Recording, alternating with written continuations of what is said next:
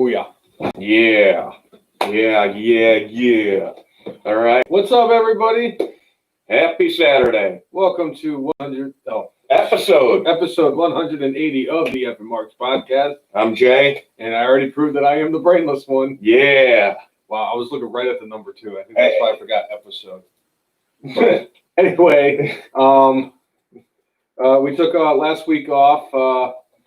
Jay was running in the Tour de Cure. Yeah. 100 miles, very impressive. So I wanted to give you some congratulations on there. I biked it, did not run it. If I ran that, I would have died. But either way, fucking A, man, thank you. It was crazy. Absolutely insane. You try, think of something that will tax you physically to the highest level and do it for 8 hours. And on top of the fact that the last 24 miles of your bike trip, you dealt with torrential downpours, now thunderstorm. And I also heard that you dealt with a black bear. That there was a bear. Whether or not it was a black bear, I'm not 100% sure. I'm going to say most likely it was, based with the type of bears that are in our area. But there was a bear that I managed to elude. Perhaps, I mean, after there were reports of the sightings of the black bear not too long after, there were sightings of turkey vultures flying overhead and circling. So I think black bear found something. But anyway, so appreciate the congratulations. Yeah, my body was not in the mood to podcast last weekend. Oh, no worries. And between that and me being under quarantine with potential coronavirus, just wasn't a good weekend for us to do the podcast last week, which is actually pretty good because we have a lot of material that we need to discuss today. I mean, there's just over the last couple of weeks, there's been a lot of stuff coming out. There's been this whole speaking out movement that has been coming out with wrestling, where a lot of women, fans, or wrestlers, and even some dudes have been coming out and making these allegations against a bunch of professional wrestlers, mostly in the European area of professional wrestling.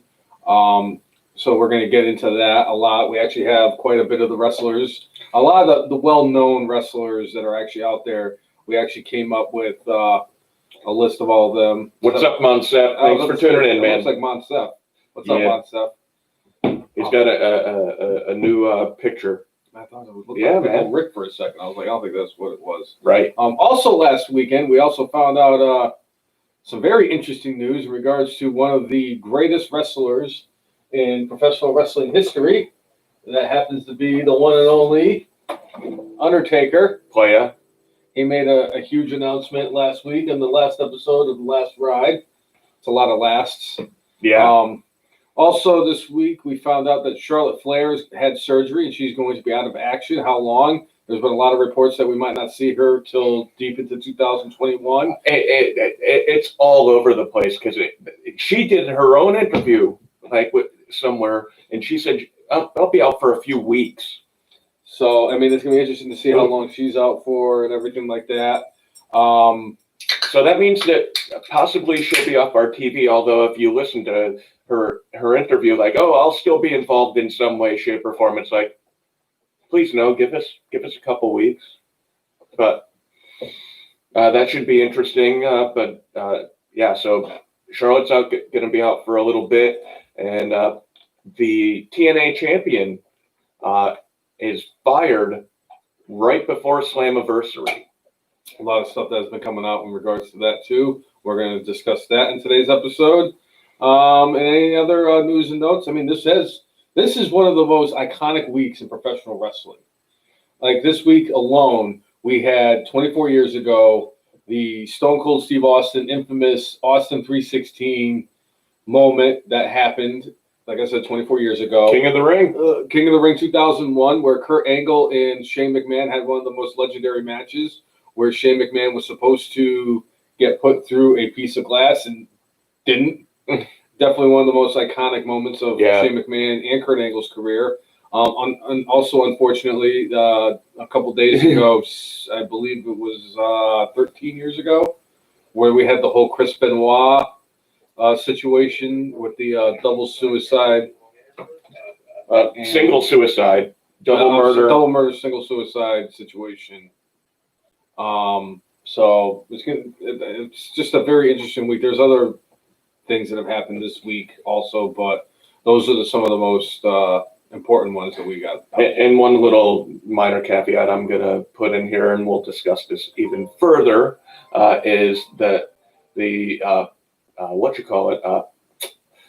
WWE, continuing to do their petty things, decided that, AEW is doing Fyter Fest. What are we going to do? We're going to counter program, which I have nothing against that, but specifically using the Great American Bash name for what they're doing for the next couple weeks for NXT. Because who came up with the Great American Bash name? Dusty Rhodes. Who runs AEW? Cody Rhodes. Tony Khan. So, stupid pettiness. Yes. But what do we expect at this point? Good shit, pal. Yeah. So. And other notes I actually forgot to write on the board, and I actually wanted to bring it up, is the coronavirus in regards to WWE. A lot of performers have been testing positive this week. Most notably, Renee Young and Kayla Braxton were the two most notable names that have come down with it. We will also go Jamie Noble, also of note this week, and I mean we could just say it right here. It looks like the backstage is canceled. Yes. So it came out this week that backstage was canceled, and then later on this week that WWE announced that 30 employees of WWE who have been at the Performance Center have tested positive for coronavirus.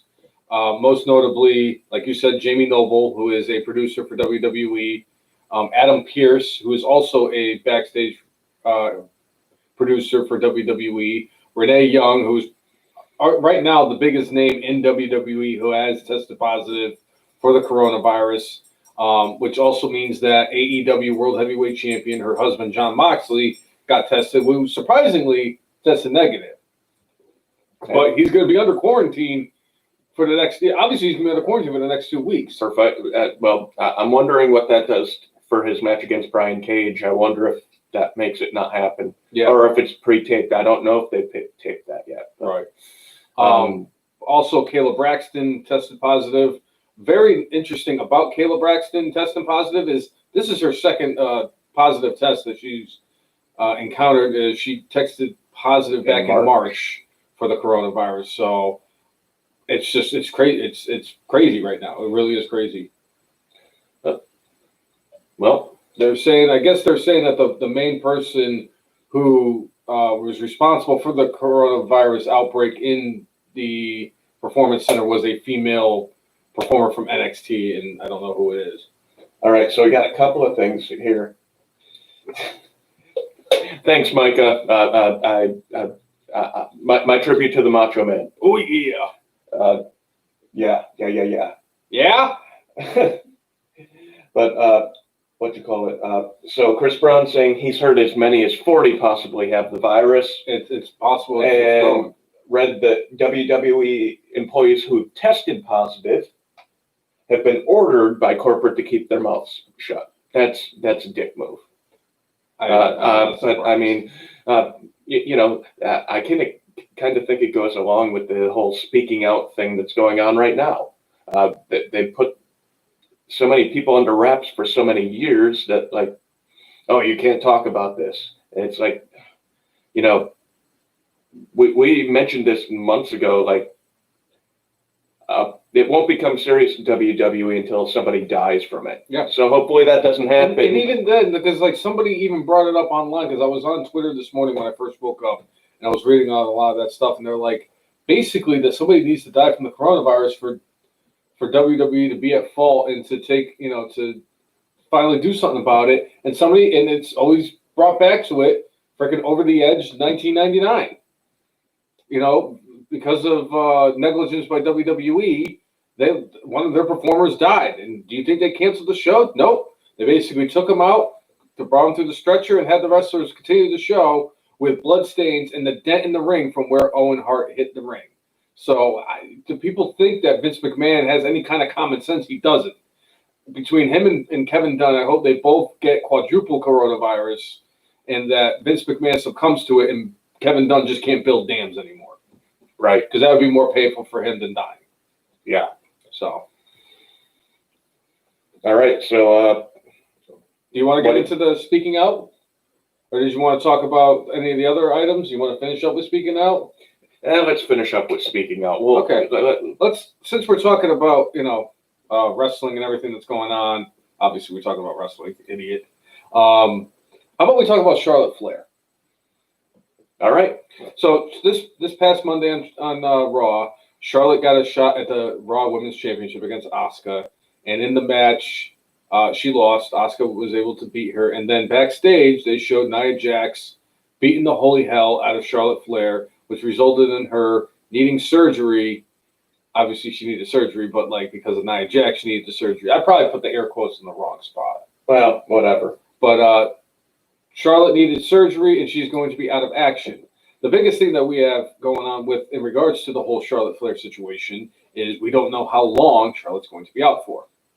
According to her, in an interview she recently gave, she's going to be ready to go in a few weeks, and supposedly we're heading towards a rematch between her and Asuka at SummerSlam. That's what the report says. But I mean, talk about some of the stuff you read. Some of the things I've read, the two that I've read the most were she's out until Survivor Series, which is in November, and I've also read that she's out until 2021, which is Royal Rumble. Yeah, about Royal Rumble time. Could be after Royal Rumble. I mean, there's possible we might not see Charlotte Flair until WrestleMania. And I know a lot of people have had their personal opinions about Charlotte Flair. She still is one of the best women performers in the division for WWE. And it's in a very situation, and I'll tell you right now, this is definitely going to segue very well into our next topic that we're going to talk about, because it makes a lot of sense in a situation like this that WWE would do something stupid like I think that they're going to do. But nevertheless, I don't really hope for. Wait, I really can't. So Sonya Deville did an interview this week, and they asked her, do you think Charlotte Flair gets more opportunities because of her name? And do you think, they kind of said, do you think she's undeserving? Sonya Deville came out and was as political as she could be without, getting her heat on herself. She more or less was going, hey, if I was given the same opportunities, I think I'd be doing just as well as she is. Mm-hmm. But the thing is, she's every time Charlotte goes out there and is asked to do something, she always knocks it out of the park. Yeah. So she's kind of I can't fault them for keeping on giving her the ball because she keeps on delivering. So, why would they go away from that? She more or less, Sonya Deville's I wish I just got those opportunities. Yeah. And I understand, and trust me, Charlotte has been, like I said, the top women's performer in the division for a few years now. And it's you're not going to take LeBron James out as the best player in the NBA just because you're sick and tired of seeing LeBron James and he's getting all these opportunities. No, LeBron James is earning these opportunities. There's a reason why the man made it to the finals. I think it's 9 times in his career or something like that. And he made it 8 years in a row, I think. Yeah, and he only won the championship 3 times. But once an opportunity arises, like what is going to happen here with Charlotte Flair, if she's out for considerable time, it's going to be opportunities for other people, to step up, because not only do you have Charlotte Flair out, you still have Becky Lynch out, who is on maternity leave because she got pregnant. This is a very interesting situation that WWE has themselves in.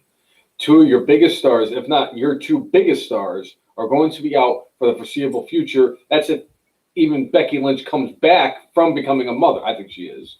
What do you do in a situation like this? Obviously the smart answer would be to give opportunities to other women who are already part of the company, who have actually deserved opportunities to. Obviously, we've been talking about Asuka for years and how they've been poorly booking her. Now this is your chance to have Asuka go out to be this badass and have her be the face of the women's division, which I think she deserves that opportunity to have. I wish that they would have had that. If they knew about Charlotte's injury beforehand, I wish they would have used the version of the match against Nia Jax where she went over clean, but we ended up getting double count out in that match, and Nia Jax shockingly did not kill Asuka. Surprised she didn't kill Charlotte on Monday. Right. But this is, I mean, there's a lot of other women that deserve an opportunity, especially on Monday Night Raw. You got Bianca Belair, who's kind of been sitting in the background because there hasn't been any kind of a storyline. They have nothing for her creative-wise. Well, they had her. She was supposed to be with the Street Profits, but then once they went in the direction they did with the Viking Raiders and Street Profits, they didn't want her to be part of kind of like the comedy stuff. So I understand why, like, all right, you want to take this woman seriously, but it's like you take her off TV completely. Like, all right. But I'm one of those people who actually enjoyed the Street Profits and the Viking Raiders for what they. Oh yeah, what they've been doing, it's been great. But like trying to make Bianca Belair like a serious character, it would have been tough with those skits. Yep, and you got women like Shayna Baszler, who you brought up from NXT, who really hasn't done anything since she got called up to the main roster. I wouldn't say that. She had the Elimination Chamber, got a championship match, and had her. I believe it was one of Paul Heyman's favorite. One of the people he wanted to build, and then Vince McMahon pulled the plug on that, which I actually kind of agree with because she couldn't talk worth a damn. Now, if you wanted to put a mouthpiece with her, great, and not just the one that she has in her mouth all the time. So, but I wouldn't say they did nothing with her. I mean, they made her look dominant, but ever since Vince was like, "That's not good shit, pal." I mean, this is a golden opportunity that WWE has. They have a chance to actually build up some of these other women in their division. Even somebody like Liv Morgan could get a chance. Maybe Ruby Riott can step up to the plate and get this chance. Maybe they can move Sasha Banks over to Raw now that there's these two big openings on Raw's women's division. Maybe they can put Lacey Evans over there. Who knows? They have a lot of chances and opportunities to do something. The one thing I don't want them to do is what we're going to talk about next, and that is, I think it was yesterday, Impact Wrestling announced that they fired its World Heavyweight Champion, Tessa Blanchard. Tessa Blanchard, who won the championship from Sami Callihan a few months back, becoming the first woman to actually win a World Heavyweight Championship in a men's World Heavyweight title in any wrestling organization that I know of, like of the major ones. Hasn't been seen since this whole coronavirus outbreak has happened. She's been kind of like staying in the backsides of in Mexico with her fiance. And, they've been just kind of moving forward without her being around. A lot of people were speculating what was going to happen. And I guess part of the reason why she got fired is because she's just very difficult to work with. They asked her to cut together a promo via video, from her cell phone and send it to them. Mm-hmm. And she didn't. Mm-hmm. She refused to. So, that with all the other things that Tessa Blanchard has said over the years and just done to people over the years. I hope that Tessa Blanchard gets her life together. It sounds like she has a lot of problems that she needs to address one way or another, mm-hmm. or just become a better freaking human being. But based off of what Tony Khan has said, there's no way AEW will hire her. I mean, even though Tully's there, it's like, nope. They said they set certain benchmarks, and, if they want to keep their credibility as far as we've said this, we're going to act this out. They can't hire Tessa Blanchard, and I doubt, WWE had their opportunity and they didn't hire her. So I'm going to add to this in regards to both AEW and WWE. For AEW, if they were to sign Tessa Blanchard after everything that they've done, after the fact that they have kind of just cut out Hulk Hogan and his ex-wife from possibly going to any of the shows and being a part of that, and everything that they've said about it, it would make them hypocrites. So I don't see it, even though I had said, well, with the Tully Blanchard connection, it makes a lot of sense for Tessa to actually go to AEW. But I think in the long run, AEW doesn't touch that, at least not right away. I don't think any country, I don't think any major company in this country is going to touch her for a long time.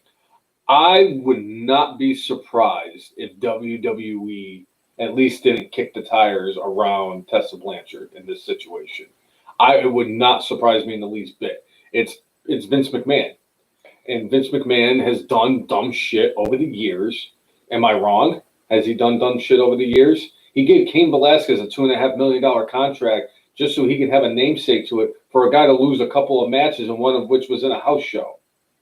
And hell, he brought in Nails.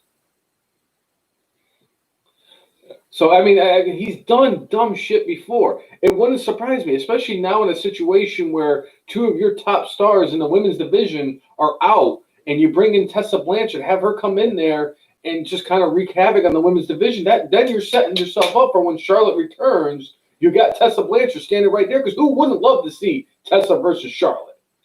I would. I think it would be stupid if they did it, but it makes more sense for WWE to bring her in than it would for AEW. I put the percentages, in my opinion, of WWE or AEW hiring her anytime soon at 0. Okay. That's my opinion. So you'd actually be surprised if WWE I'd be signed her. extremely surprised if they signed her. Okay. Can you see somewhere like a Major League Wrestling, one of those second-tier type of wrestling organizations out there? Possibly. I know she has a somewhat decent relationship with James E. Cornette, who I believe still works for MLW. I know she's really good friends with Selena De La Rente, who they are very high on, and she's actually one of the executive producers for Major League Wrestling. I can see that being a situation where that's a landing spot for her. Personally, I just like to see her. I like to see her just kind of like take a back seat altogether and just kind of, like you said, get her life together and then try to get her wrestling career back off the ground. But I don't know exactly how old Tessa is. She's got to 24, I think. Is she really 24? Yeah. So she's got a ways to go. Yeah. Okay. I think that's the best course of action for her, is to just kind of like get yourself ready and get your life back. Vince too much credit. That's what it says. Giving Vince too much credit. How are we giving Vince too much? I'd never give Vince any credit. I haven't given Vince McMahon credit since I was like a teenager. And Chris Brown and yeah, definitely agree. After the accusations against Cornette and his wife, I'm not sure he has any ties to any company now. And it's funny because I actually was looking online, and I would like to thank Ringside News for supplying us with the list and all the connecting links of all the wrestlers who have been called out during this whole speaking out movement. They did a wonderful job with that, and I'd like to give them high praise for what they did on that. And it was very helpful for us setting up towards the podcast. But they didn't say anything about James E. Cornette either not being associated or being associated with any wrestling thing, because a lot of them even said like what has gone on with them since the whole, like every up-to-date situation with every single wrestler who has been called out in the whole speaking out thing. Because a lot of the wrestlers have only been, have the accusations against them, and they're trying to just sort out what is legit and what isn't legit between police reports and all that stuff. And it's going to be interesting to see what that is going forward. But again, she still has the ties with Selena De La Rente. I believe Aria Blake also works for Major League Wrestling, and she has a solid working relationship with her. It's going to be interesting to see what happens. There are so many things going on that almost overshadowed what happened last Sunday. Almost. But allegedly, WrestleMania 36, we saw the Undertaker's last match. Allegedly. With all the terms the Undertaker was using, he said everything but "I'm retired." I mean, he said, "I can't foresee myself wrestling another match." He didn't say, I will never wrestle another match. He said, I can't foresee it. And said, hey, if Vince called me up and, break glass in case, I'd listen to him. In my heart, I think The Undertaker completely believes he's done. Seeing what he has to put his body through just to get himself in decent wrestling shape, it's pretty ridiculous. He's made a bunch of money over the years. He's got a contract that goes for like another 14 years. So he's not going to need to do that anymore. But little part of me says he wants his last wrestling match in front of a large crowd. The Boneyard match was freaking awesome. It was my favorite match of WrestleMania this year. I loved everything about it. And I don't think he could have a better match against anybody at this point. Like, if he had a rematch against AJ Styles, that would be about the only thing that I would understand at this point, because as much as I think everybody out there would love to see him versus Sting at some point, we know that the quality of that match, with the age of both men and the physical shape of both men, I don't see it being the quality of a match the Undertaker would want to retire on.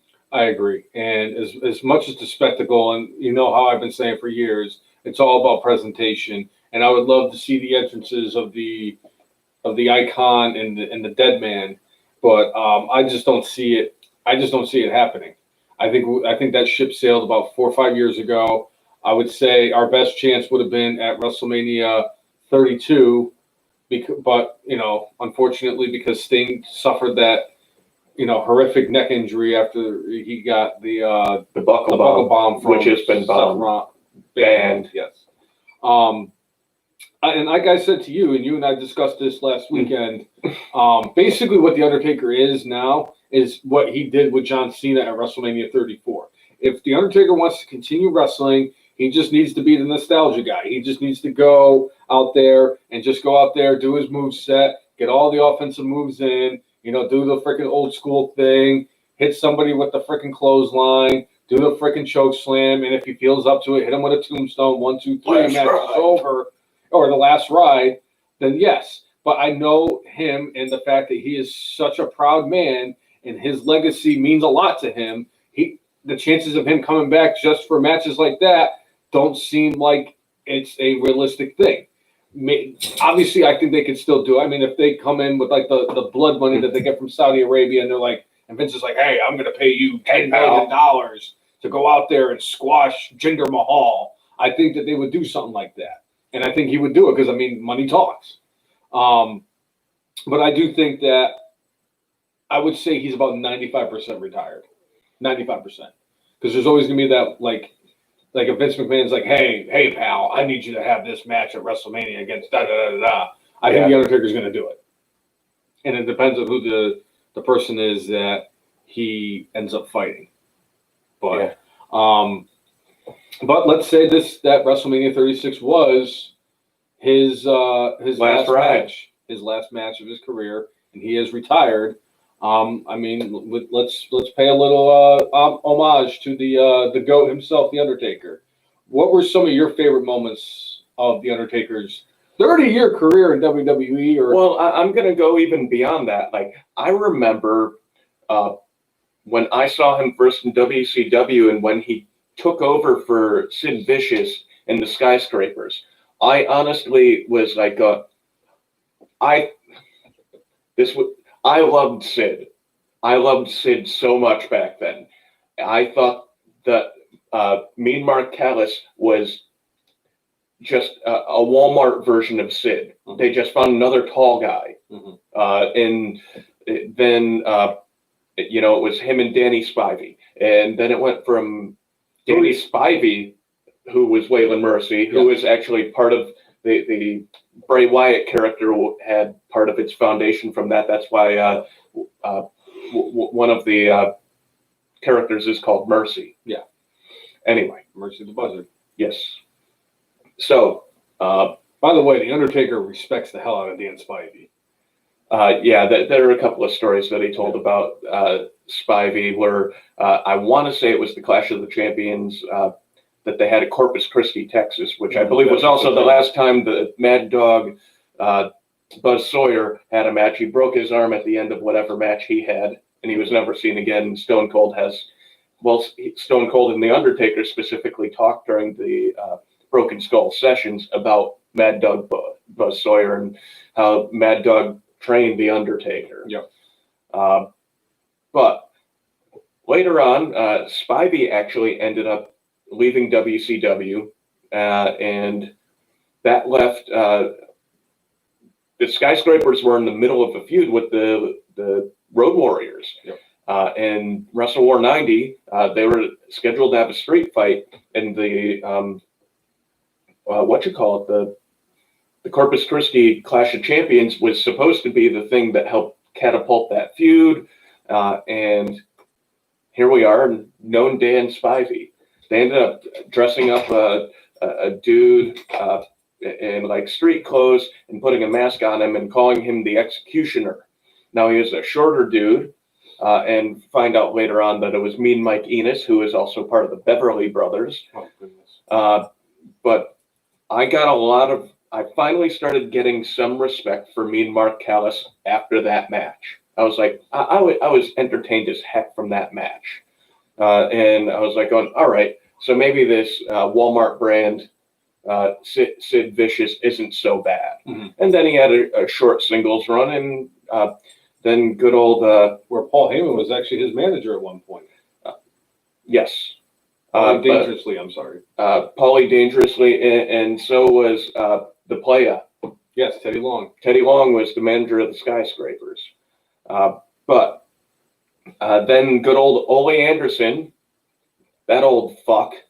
And hey, don't disrespect Ole Anderson. He's come up with some incredible ideas over the years. I thank him every day for Clash 13. Who do you think came up with the idea of the Black Scorpion? Or the Botswana Beast, or Kalua. Or the fact that he put Primetime Brian Lee in a wrestling match. That old fuck told told Mark Calloway to his face, "You will never draw money." What does that motherfucker know? He told Mark Calloway that he was never going to draw money.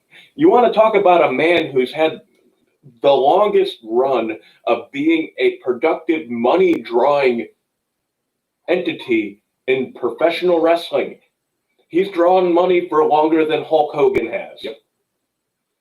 He has. Now, I'm not going to say he's drew more. I'm saying he drew over a longer period than Hulk Hogan. Yes. And drawn money for longer than Bruno Sammartino. Yep. More than nobody. Cena. The only person that competes with him with staying power is Ric Flair. Well, I mean, that's to be fair. Ric Flair there with Adam. The first wrestling match. Yeah, the first wrestling match of all time was Adam versus Ric Flair. Ric Flair has fought Moses. Ric Flair has fought Abdullah the Hun. He fought Genghis Khan. He fought Christopher Columbus, Napoleon. He fought. I mean, he was actually technically the first person to step foot on the moon. It was actually Neil Armstrong. Now, wasn't Flair with George Washington when they crossed the Delaware to? Technically, they said that George Washington was one who chopped down the cherry tree, but it was actually Ric Flair hitting it with chops, and that's how the cherry tree fell over. Yeah. Ric Flair was actually. What's up, Jessica? Thanks for tuning in.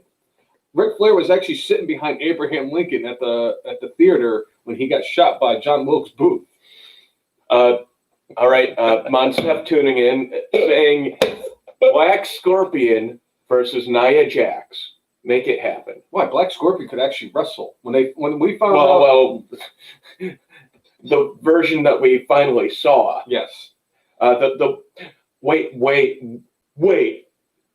I've got a great idea. Black Scorpion does magic tricks and makes things disappear. If he can make, don't threaten me with a good time.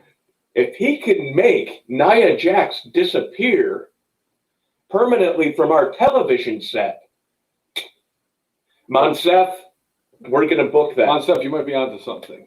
Once the brainless one wins the lottery and buys WWE, I'm spending all my money to turn Kevin Owens into Captain Cupcake. And then Nia Jax. That'll be the first thing I actually do is she's gone. I'm firing her. She's gone. Come on, have the Black Scorpion make her disappear. That could be. No, I'm going to start a stable between the Black Scorpion and the Shockmaster. And they're like, they're both going to sound the same. And everybody's going to be like, why do they sound the same? Well, it's because the Black Scorpion and the Shockmaster are the same person. You know, I mean, all that money that WCW had, they couldn't come up with two different voices for two different characters. But anyway. I mean, it was 6 years apart. Come on. Sting. Wait, no, I'm the Shockmaster now. So good. But yeah, I mean, you're absolutely right about the Undertaker. And for me, I actually have a personal. I have some personal stories with The Undertaker. I'm not going to go divulge too much into detail about what happened in Survivor Series of 1990 at the Hartford Civic Center when I had an opportunity, but yet a 7-year-old brainless one earned his namesake that night 30 years ago when I had the chance to see The Undertaker debut at the Survivor Series, and I didn't go, and I will never, ever forgive myself for that. But for me, there's a couple of things that I will think of when I think of The Undertaker, just from like his wrestling career and everything. I just remember WrestleMania 30 when he fought Brock Lesnar. And I knew it. Like, as soon as Brock hit him with that third F5, and just the way that Brock Lesnar kind of like rolled him up and The Undertaker had both of his legs up in the air, I literally braced myself for what I thought was going to happen that actually happened. And even then, I just was like, what the actual fuck just happened? The Undertaker doesn't lose at WrestleMania. It's death taxes, and The Undertaker doesn't lose at WrestleMania, and the Eagles don't win the Super Bowl. But nevertheless, it just doesn't happen. It finally happened. But the Eagles won the Super Bowl, and The Undertaker finally lost. But I also remember, like, for me, The Undertaker, the lasting memory I will always have of The Undertaker is that night in 1995 at Stephen World of Wheel in Bristol, Connecticut, where I stood in line for 2.5 hours outside for a good portion of it to get The Undertaker's autograph, and it was him and Paul Bearer. And I remember just like, and I was there with my cousin, and my mom was in line with us, and it just so happens that my friend Tom and his brother Pat were also there, and they were like a little bit ahead of us in line and everything. I have pictures and everything. I gotta see if I can dig them up, or I gotta find them. And once I do, those things are going right on our freaking Facebook page and everything. But I just remember, we went up there, and they were like, the guy who was in charge of the whole thing was there, and he hands you the sheet, and it's got all the wrestlers around there and all the circle, and like Doink the Clown and Razor Ramon and what have you is all around that thing. And you hand the thing to Paul Bearer, and you tell the guy what your name is, and Paul Bearer goes, his name is hi Rob, and he signs it. I was like, had a little moment with Paul Bearer, not going to get into it, but he goes, he takes the sheet, he goes and they hand it to The Undertaker, and The Undertaker was sitting there, and he just looked down like he stayed in character the entire time that he was signing autographs. And I remember I showed up there, and I had a trading card in my pocket, and I was like, I'm gonna see if he'll sign the trading card for me. I'm gonna shoot for the freaking, I'm swinging for the fences here.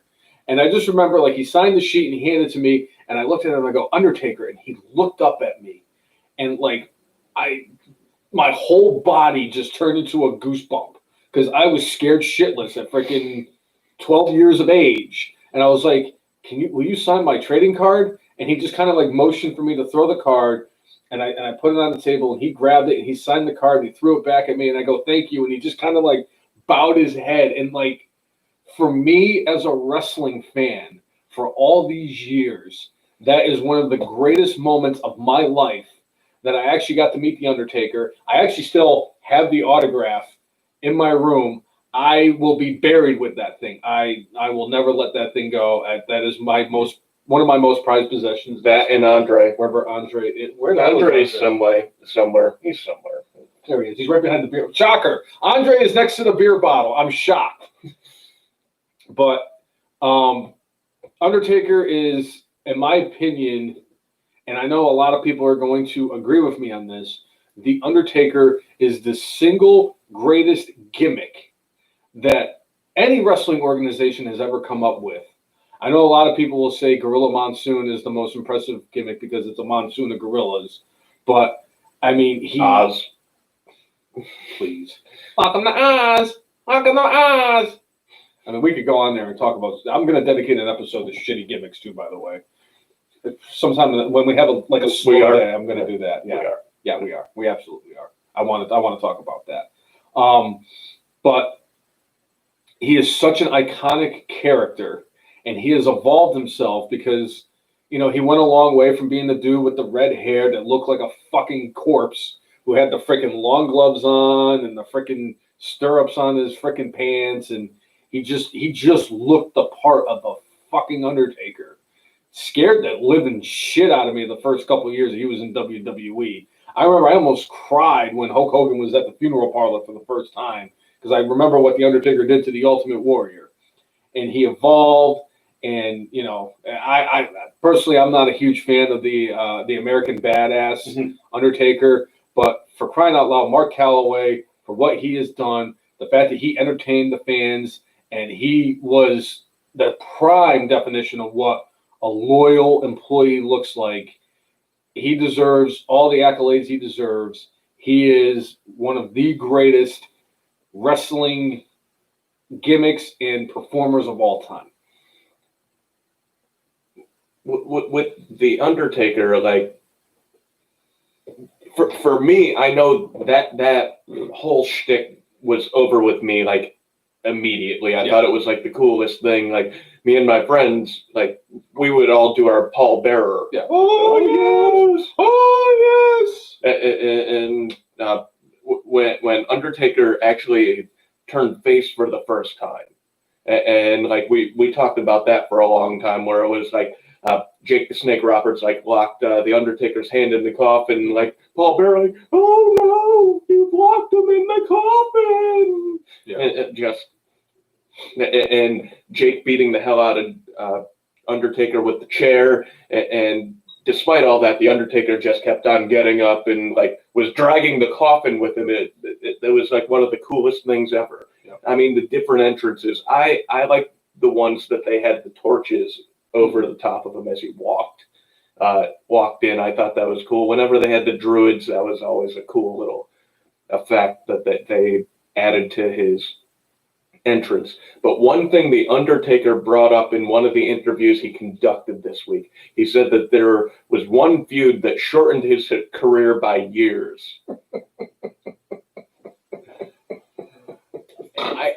I was when I read the headline, I was convinced that he was going to talk about Brock Lesnar and just how physically punishing those matches were.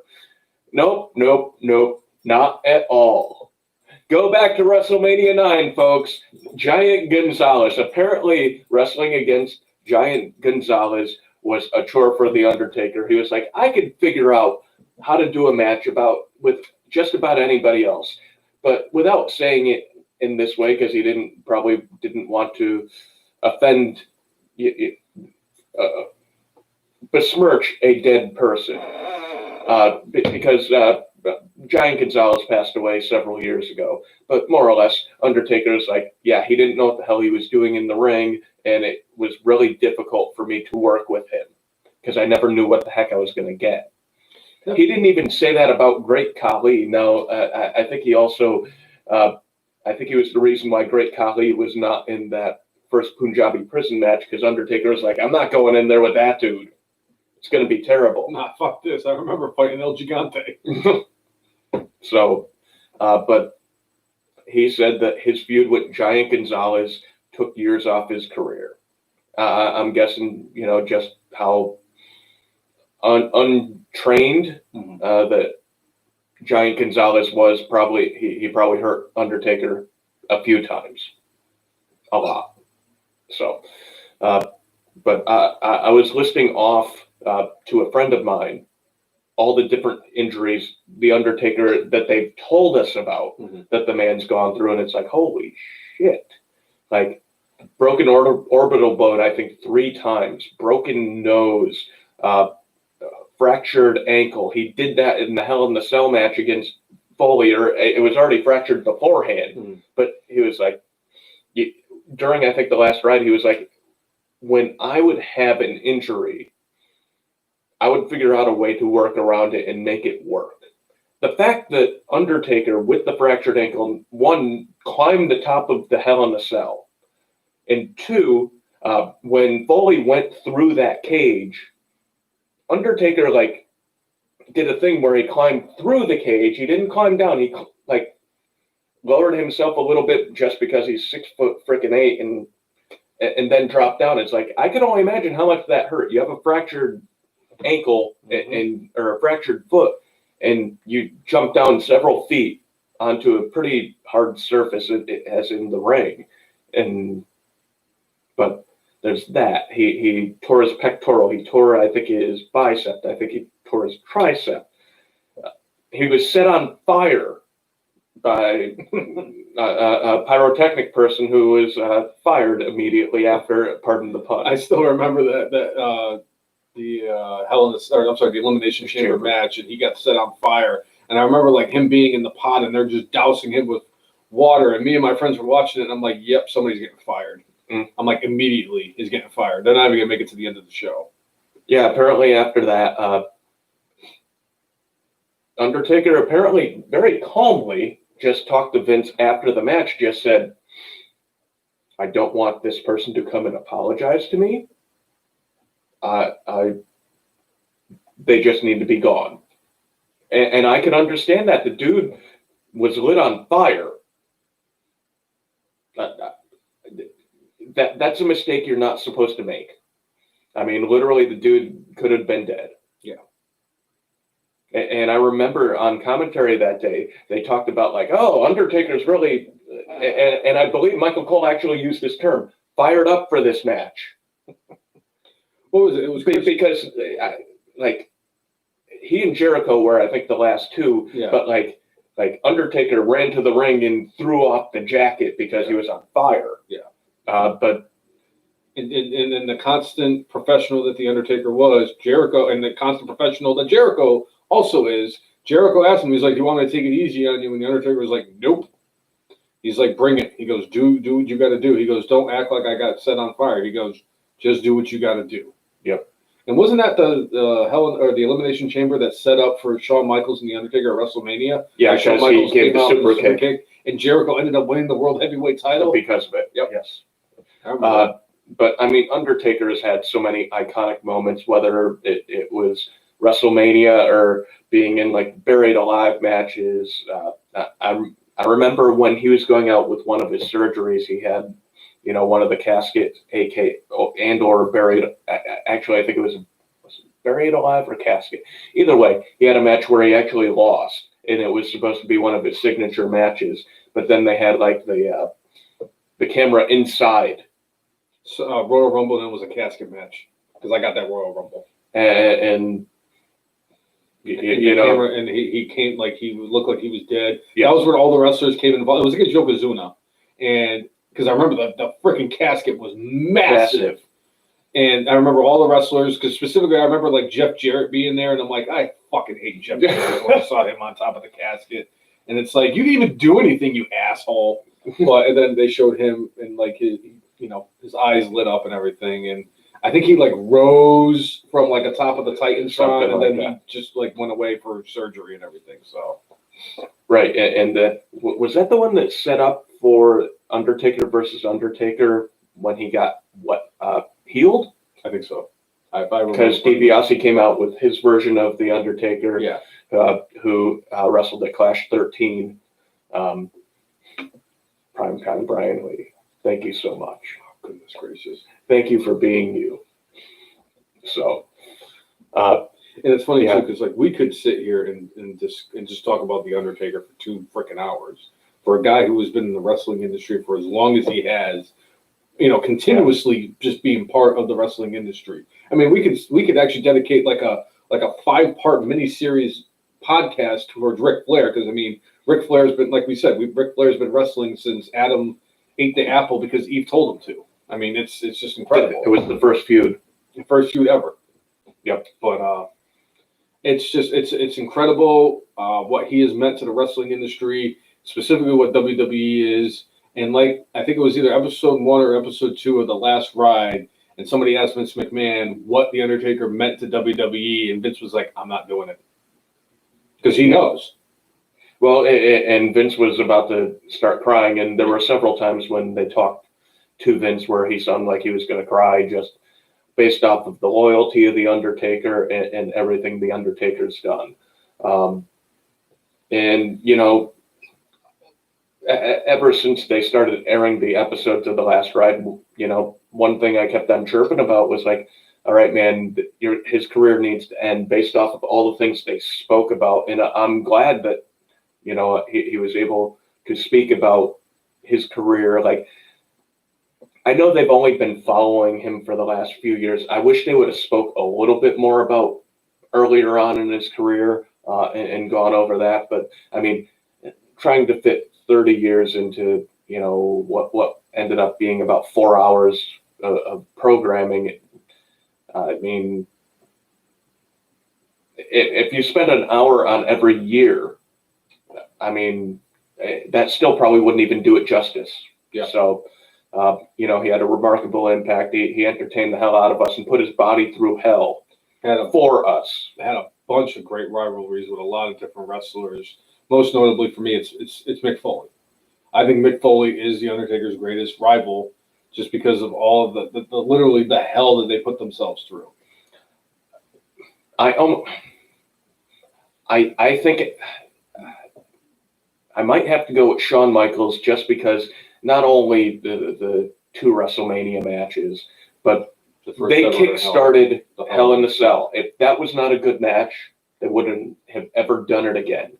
And they just had a remarkable chemistry. Mm-hmm. I mean, even if you kind of include the Hell in a Cell with Triple H at WrestleMania, was that 27? I think it was 27. Yes. 20, yeah. 28. 27 was the first one between him and or the second technical match. Yeah. So, yeah, 28.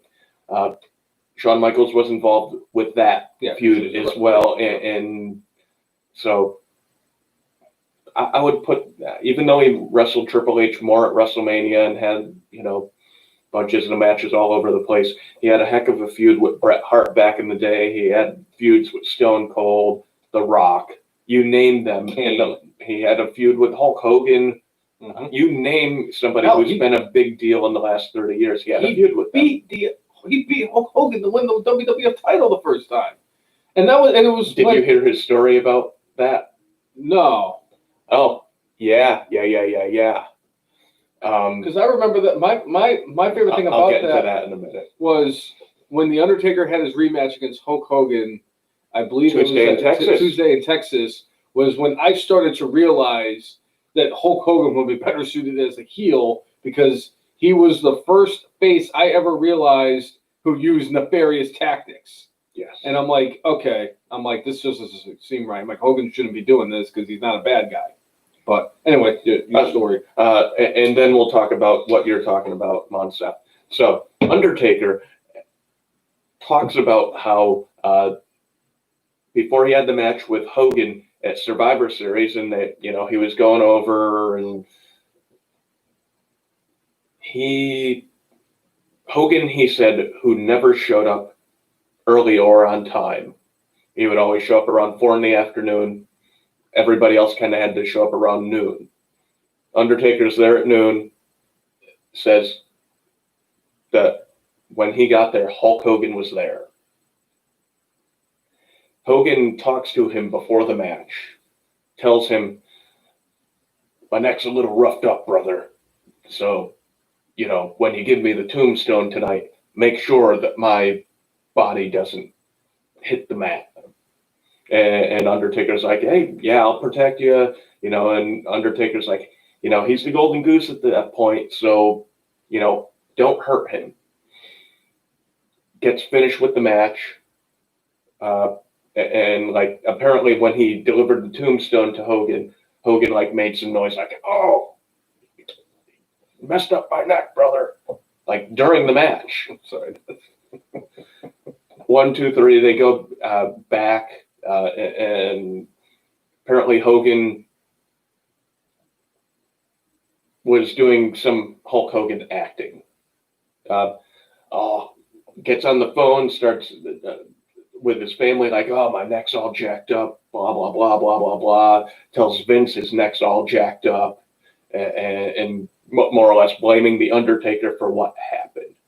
Undertaker is like, normally, like, I wouldn't go back and watch the matches until much later, but because I thought I hurt him, I wanted to go back and see what happened. Undertaker goes and checks and sees that Hogan's head came nowhere near to hitting the canvas. He's like, his head was like an inch or two from hitting the canvas. Like, so then when he went and confronted Hogan about it, and now this is like Tuesday in Texas, and basically Hogan had used that the Undertaker had injured him as a way to get the title back. Yes. And basically he's like, Undertaker says to Hogan, "Hey, dude, Hulk, I checked out the tape. Your head didn't even touch the mat." "Oh, it's because you held me too tight, brother, that you torqued my neck when you brought me down." And it's like, Undertaker's like, "From then on, I knew exactly what I was dealing with."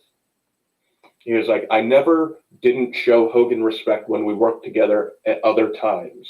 I felt I gave him the respect that he had earned." But he was like, "I didn't trust him at all." He was like, the guy was tried to slow down my career or ruin my career by faking an injury just so he could keep being the dude on top. Mm-hmm. So, but it was pretty interesting hearing him tell that story. So another great Undertaker feud was with Kurt Angle, the GOAT. And Undertaker did speak of how, like, in general, the best matches that he ended up having were always against smaller opponents because the crowd would get super into them. And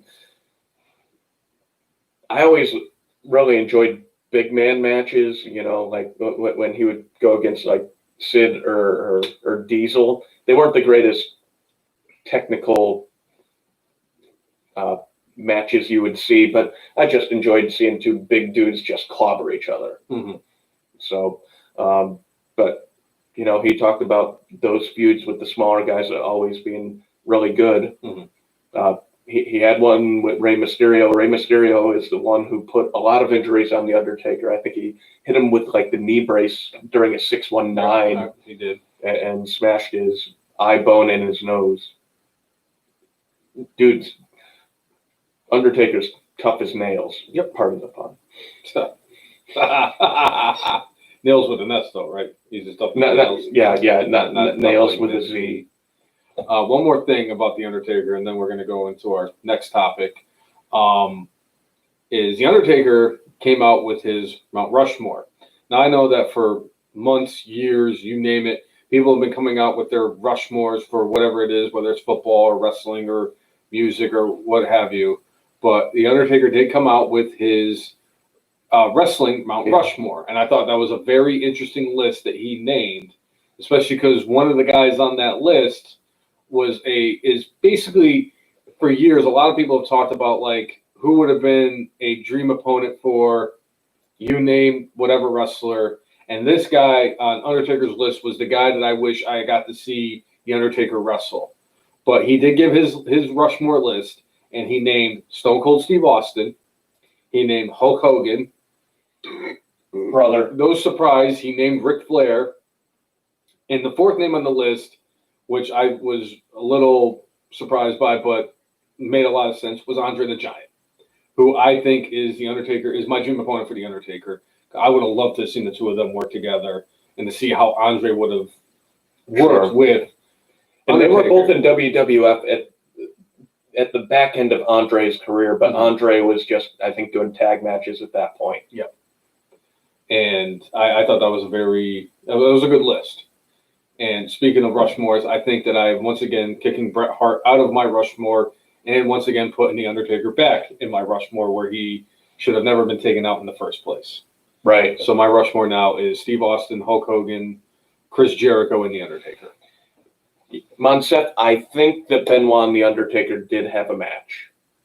I think they probably had a couple of them, Mm-hmm. but we could check that. So Let me check real quick. So beyond that, before we get into the big topic for the week, we're going to briefly get into what's going to go on with Fyter Fest and what's going on with Great American Bash this week. Is AEW did lose this past week in the ratings to NXT. AEW had a huge drop off in viewership, and NXT actually spiked it a little bit. I think NXT gained like 30,000 and AEW lost like 160,000 this week. I don't know what the cause would be of that, but as long as it's not a long-term trend, I guess we'll find out. But AEW's been pumping up Fyter Fest for quite a while here, and Fyter Fest is going to be over 2 weeks. So WWE is counter-programming with having 2 weeks of the Great American Bash. And so far, Great American Bash does not have much of a card, so it seems like this is definitely last-minute kind of counter-programming for them. WWE has officially, I think, 3 matches announced for this week for Great American Bash, and 1 match announced for July 8th. So Fyter Fest, which they've been planning for a while, has a very, very defined card, and week 1 matches.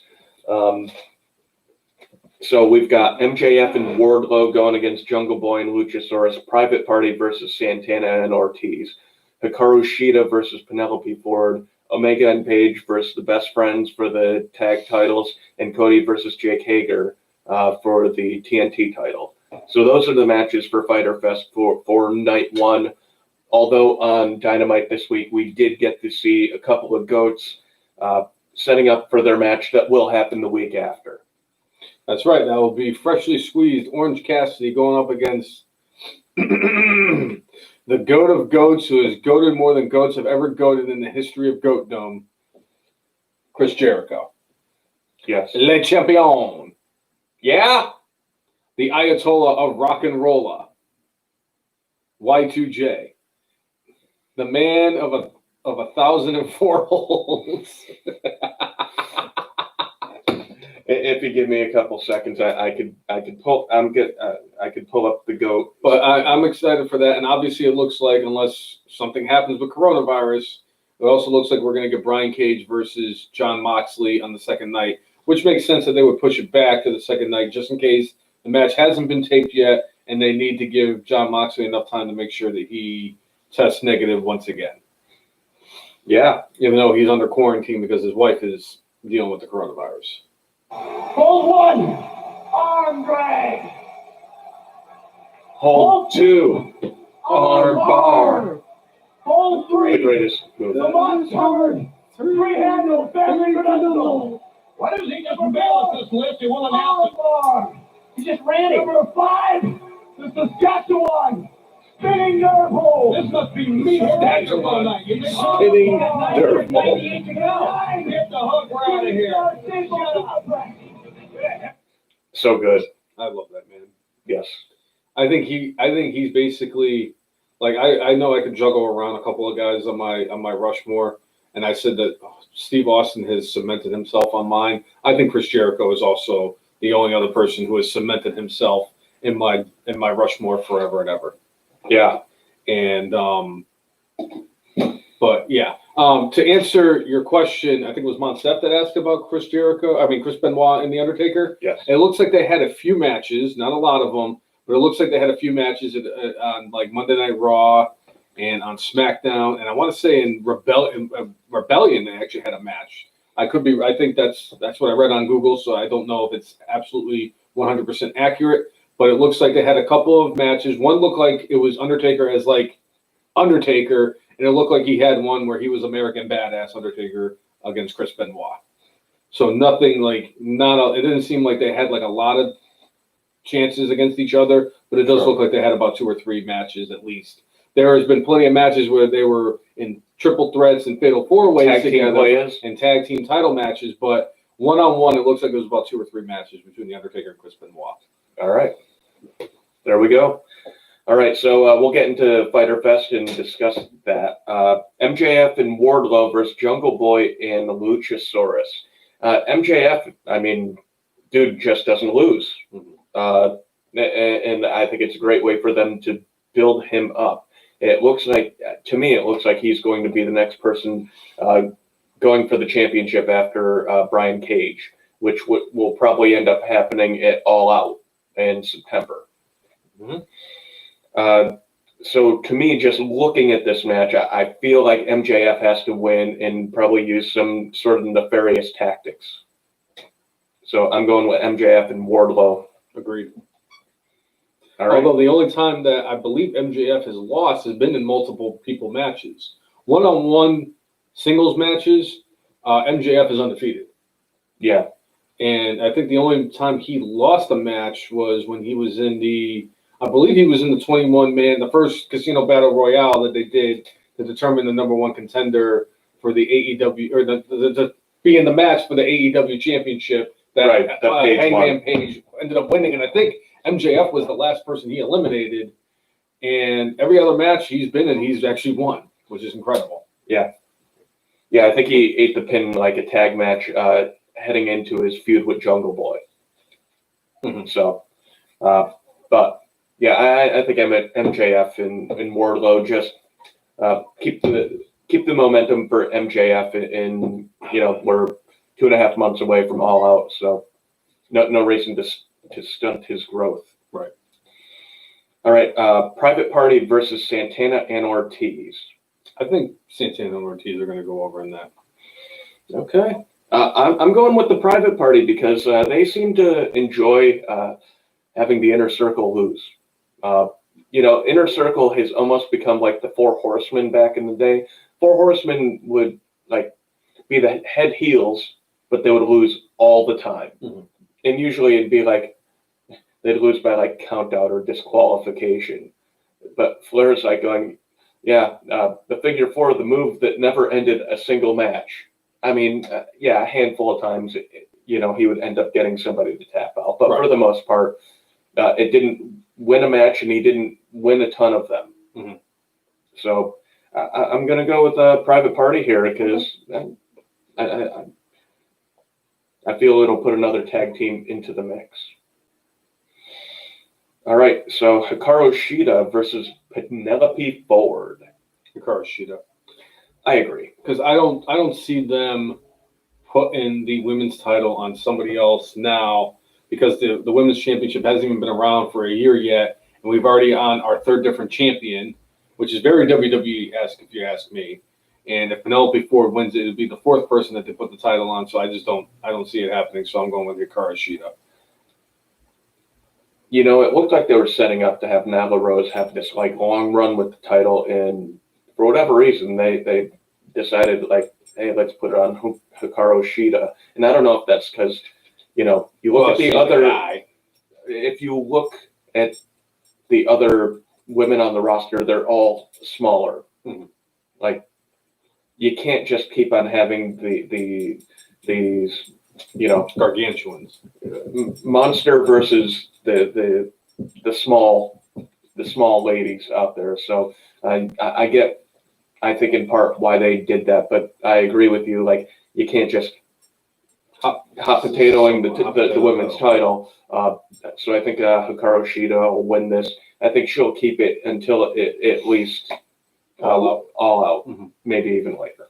I think it's probably a safe bet that that's what's going to happen. So, all right, tag team championship: Hangman Page and Kenny Omega versus the Best Friends. Now, do we finally get the moment where Hangman Page turns on Kenny Omega at this at the pay-per-view type of thing?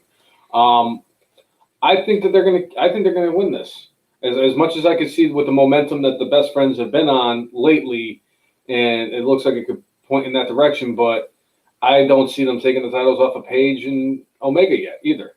So I'm gonna say I think that it's either gonna be a clean finish or we get a situation where it's like a double count out. It's gonna be either way. Page and that fucking overrated piece of shit are gonna walk out as tag team champions. I agree with you, and I want to say that maybe FTR gets involved in some way in this match and tries to get themselves to leapfrog into the title picture here.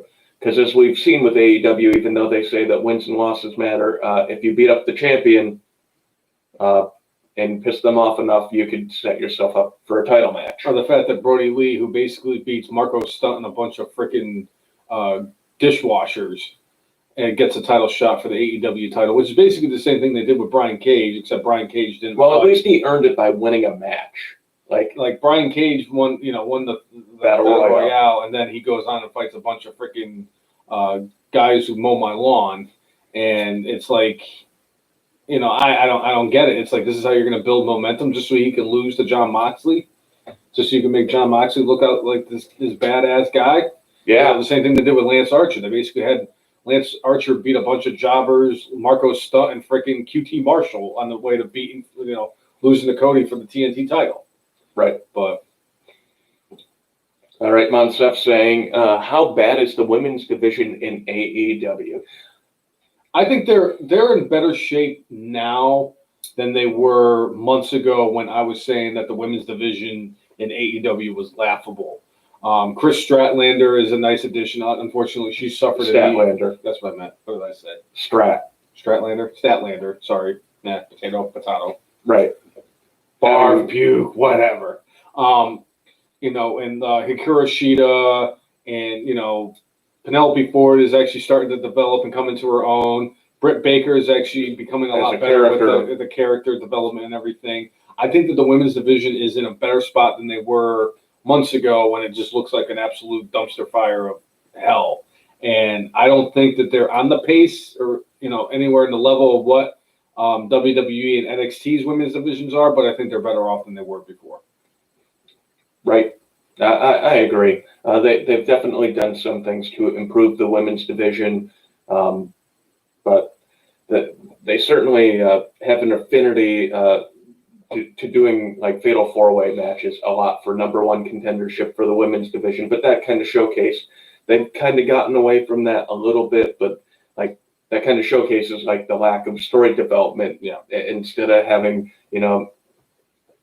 I hate you, I'm going to beat the crap out of you type feuds. It's better than them having the champion lose clean in non-title matches to set up a title match. You got that damn right. And they don't do that. I don't think they've done it once, or if they have, it's very minimal, as opposed to WWE, who does it like 2 or 3 times a week. Yes. So. All right, and the main event is going to be Cody Rhodes versus Jake Hager. Cody. I agree. I don't know if this is going to be like a clean-looking victory. It might be one of those ones where Cody wins and then Jake Hager beats the hell out of him after the match. Yeah. There's certainly going to be some interference by the Inner Circle at some point during this match. Mm-hmm. I agree. But we shall see. But that's the first night of Fyter Fest. We'll talk about the second night next week. Okay. But so that's that. Maybe I'll dress up like Orange Cassidy for next week's episode. Yeah? I'm just shaving the beard off. Are you going to get your ear to bleed? No. Okay. All right. So for this week's Great American Bash, they only have 3 matches officially announced. Again, this is why I think like WWE just literally threw this all together. We're going to put the Great American Bash name on it. That's good shit, pal. And we're going to put some matches together just so we can counter-program it. Like I said, I get counter-programming. It does great things to encourage competition. Yeah. So the three matches that we have officially announced, we have Roderick Strong versus Dexter Loomis in a strap match. That's because they had a match this week, and Roderick Strong ran out of the ring crying like a little bitch that he is. Yeah. So that's what set up the strap match for AEW. Yeah, AEW. Wow. NXT. NXT's Great American Bash. All right. Then we have Aaliyah and Robert Stone in a 2-on-1 mixed handicap match against Rhea Ripley with the stipulation Ripley will join Robert Stone if she loses. Rhea Ripley. And then we have Tegan Nox, Dakota Kai, Candice LeRae, and Mia Yim in a #1 contenders match for the women's NXT We were just Championship. talking about the fatal four-way to determine women's championships in AEW, and NXT has is doing it on Wednesday. I am fucking shocked. All right, so those are the three matches. Dexter Loomis, I think, has to win this strap match. Dexter Loomis is going to win this strap match. And I'm going to, I don't think this is a huge limb to go out on. It's going to be the match of the night. Unless something else gets put together, like Johnny Gargano versus Finn Balor last second. Right. Because I think both these guys are incredible professionals who will put their body on the line to entertain us. So there's that. All right. You already said you're going with Rhea Ripley versus Robert Stone and Aaliyah. Part of me wants to say that Robert Stone's going to do some cheating here and get Rhea Ripley within his stable, and it might be one of those stables where it's like the person who doesn't really want to be involved. But You mean like when John Cena joined the Nexus? yes, Or when Daniel Bryan was in the Wyatt family? yes. Okay. So I'm actually going to go with Aaliyah and Robert Stone here. I'll have to say, because not only is Rhea Ripley going to win, she's going to pin Robert Stone. I think that would be. I could see that happening, but Robbie E. yeah, exactly. I got to see he and Cookie when I went to see Impact Wrestling down in Orlando. I thought it was like I enjoyed their shtick, but the fact that like instead of it being Snooki, it was Cookie. I was like, this is like the dumbest like wrestling parody of a name. But Even more so than when Shark Boy was trying to be Stone Cold Steve Austin. well, that was a parody of a gimmick, not a parody of the name. Oh, Shell, yeah. Right? Please don't. I hate Shark Boy. Yeah, basically. And right now, you're a bigger buzzkill than Buzz Killington. Who here wants to hear a story about a bridge? Yeah. And then what was the Tegan Nox, Dakota Kai, Candice LeRae, and Mia Yim. I think it's gonna be Tegan Nox. I think Tegan Nox is gonna take this one. All right. I don't even know if Io Shirai is a face or heel at this point. I think she could be a tweener. She's kind of a tweener, so she could go against Any of them. yeah. She already faced Yim. She hasn't gone against Nox, Kai, or I know she had a feud with LeRae. Yeah, she did. LeRae was the one that she turned heel on. So Yeah.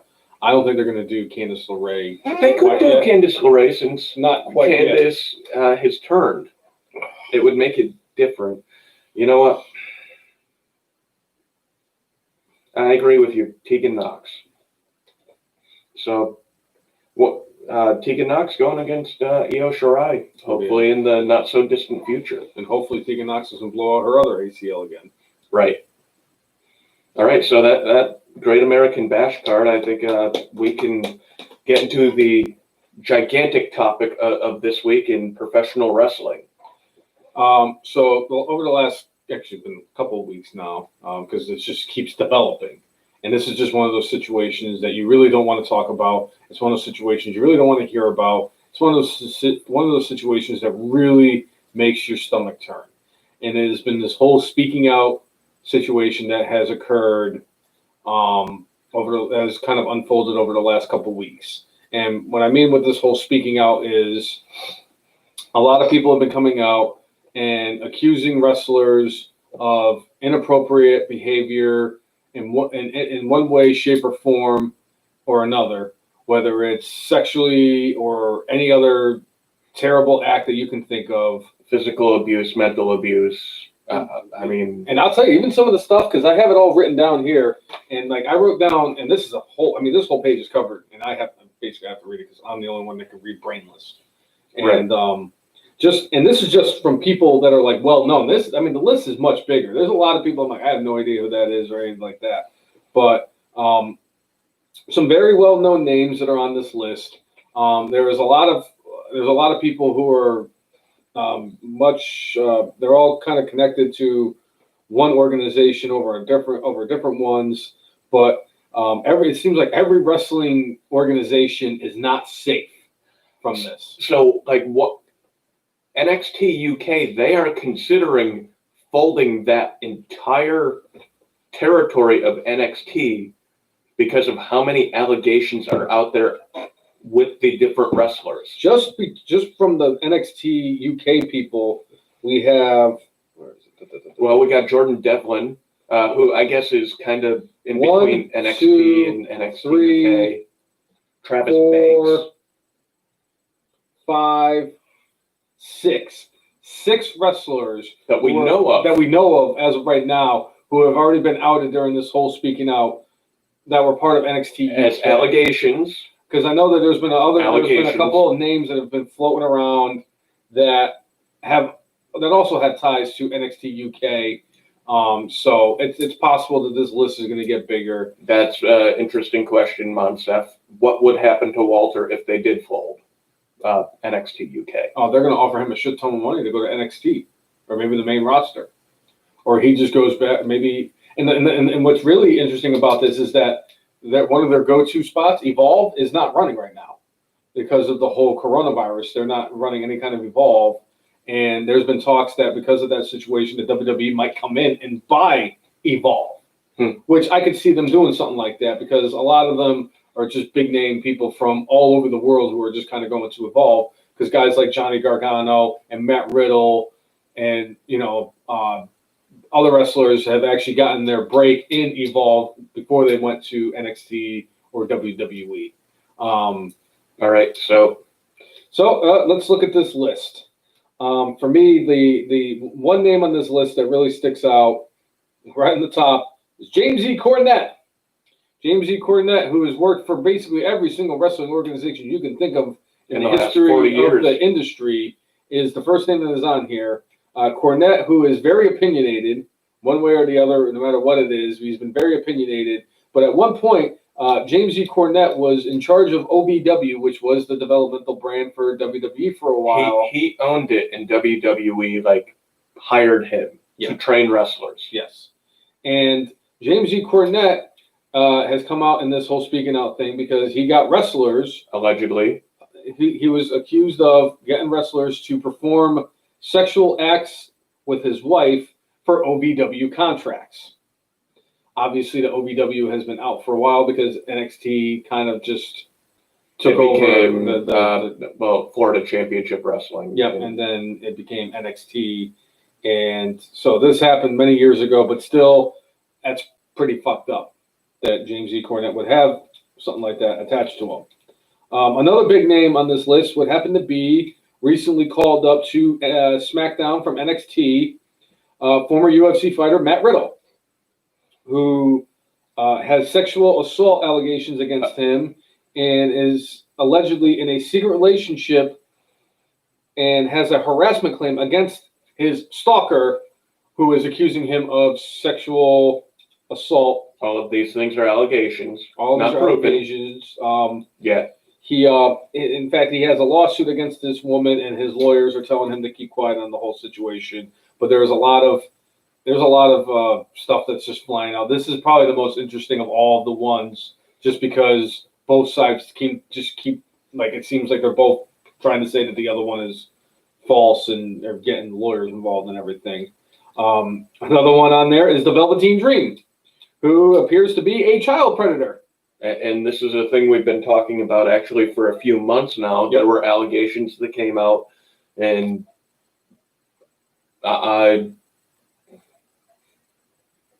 if true, it's like I think he was scheduled to win the title. I think he was. Yep, I do too.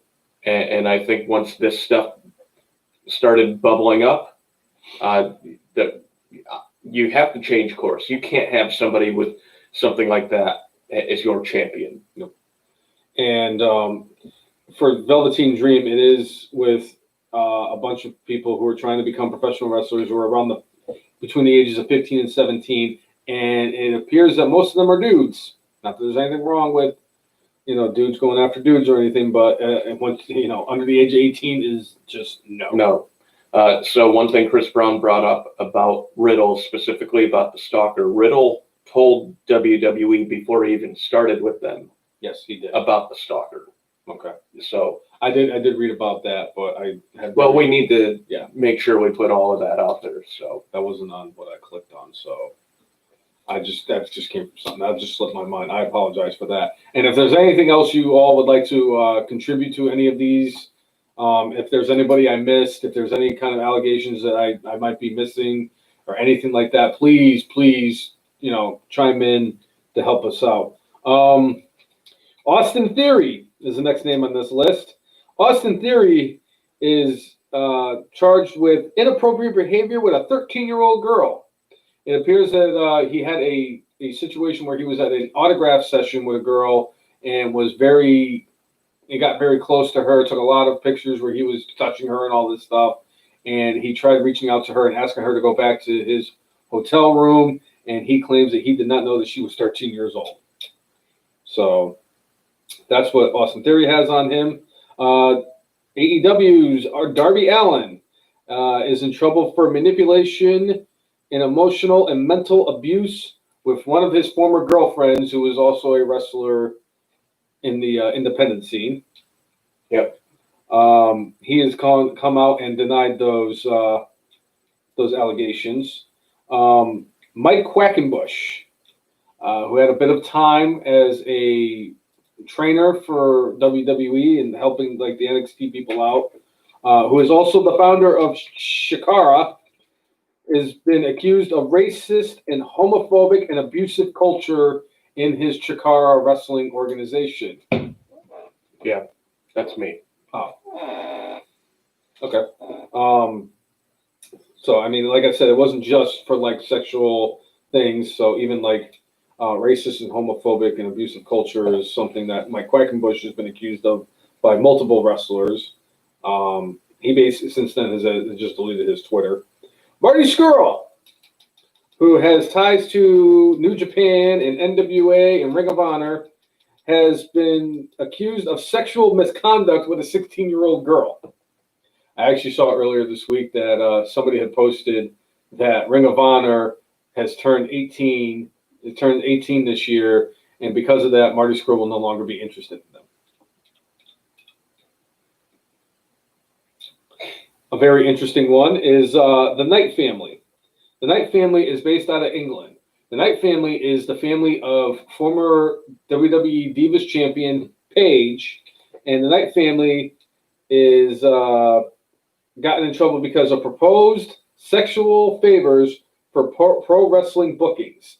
And basically what that means is that a lot of people are accusing her mother, Paige's mother, of actually offering sexual favors to have their events booked all throughout the country.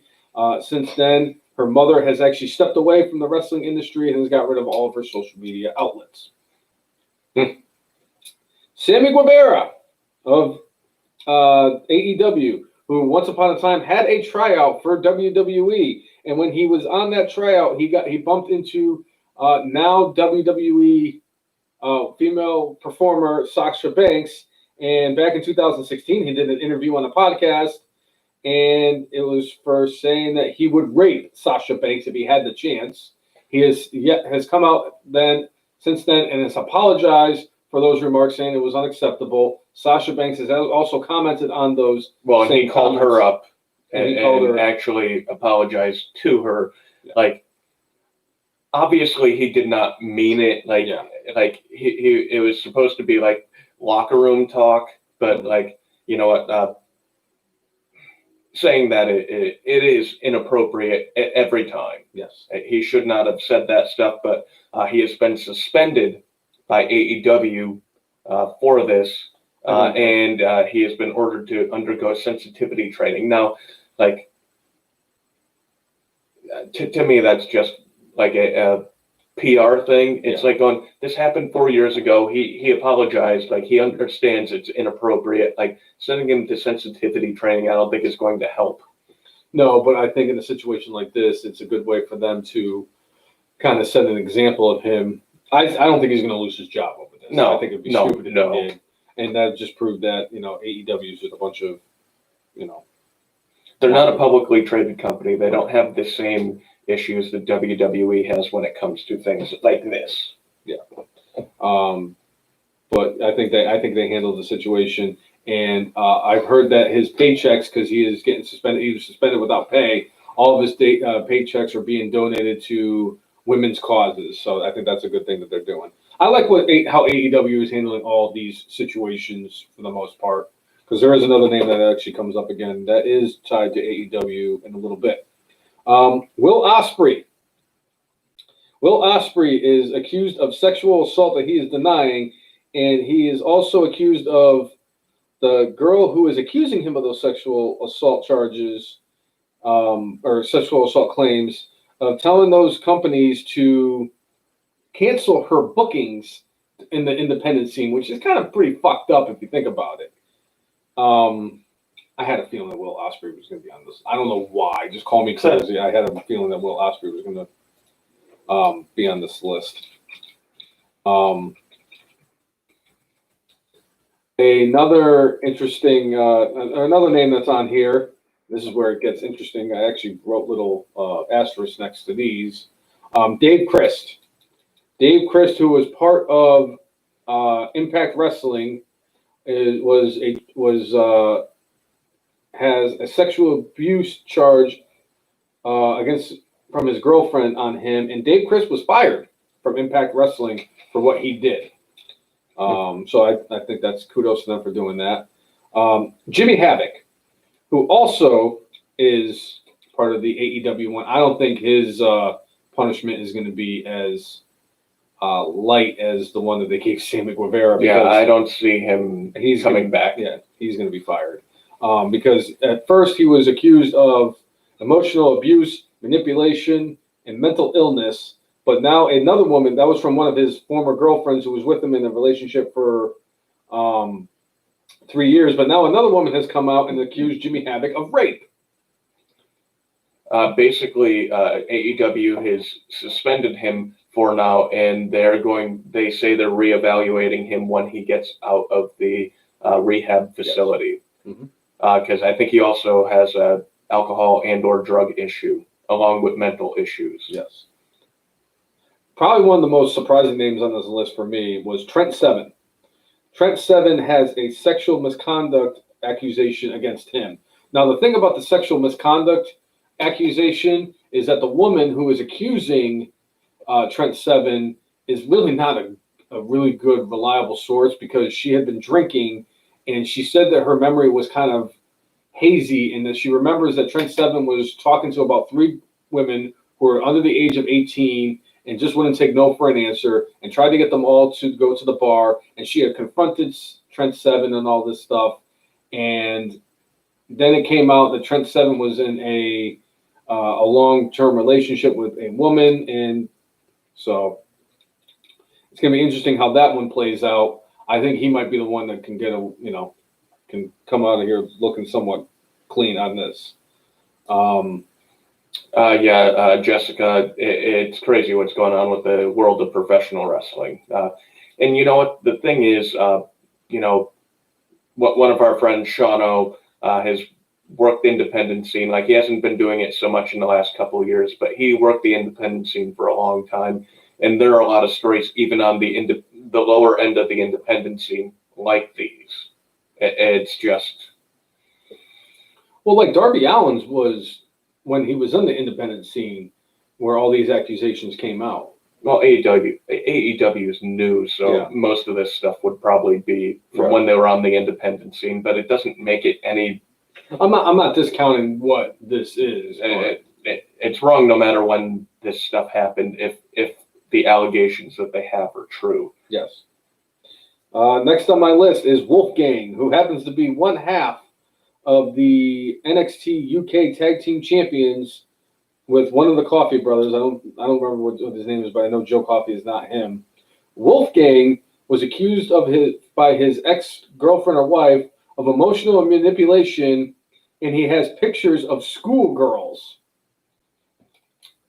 Yeah. Dave Lagana, who was, and I put a lot of emphasis on that, was executive vice president of NWA, had sexual assault allegations against him, and he resigned from his position as executive vice president of NWA. And it looks like they're going to be reevaluating the whole company themselves. Basically, Lagana has come out and denied the allegations against him completely, and the woman who is putting the allegations against him more or less said, like, I was sleeping and then he started doing things to me, and they were sleeping in the same bed apparently, and she was completely okay and comfortable with that. Apparently Lagana had, according to her, made some sort of promises to help her get some work, this, that, and the other thing. But, she was like, just about everything he said was not true. But he was okay to have as a roommate, and, he had a couple of people living in his house and they had no idea I was coming to live with them, this, that, and the other thing. But Lagana said, these allegations aren't true, but I do not want what's happening to me to ruin NWA. Mhm. But because he had his hands in everything NWA, that's why they're at least taking some time to figure out what the heck they're going to do and what's going on.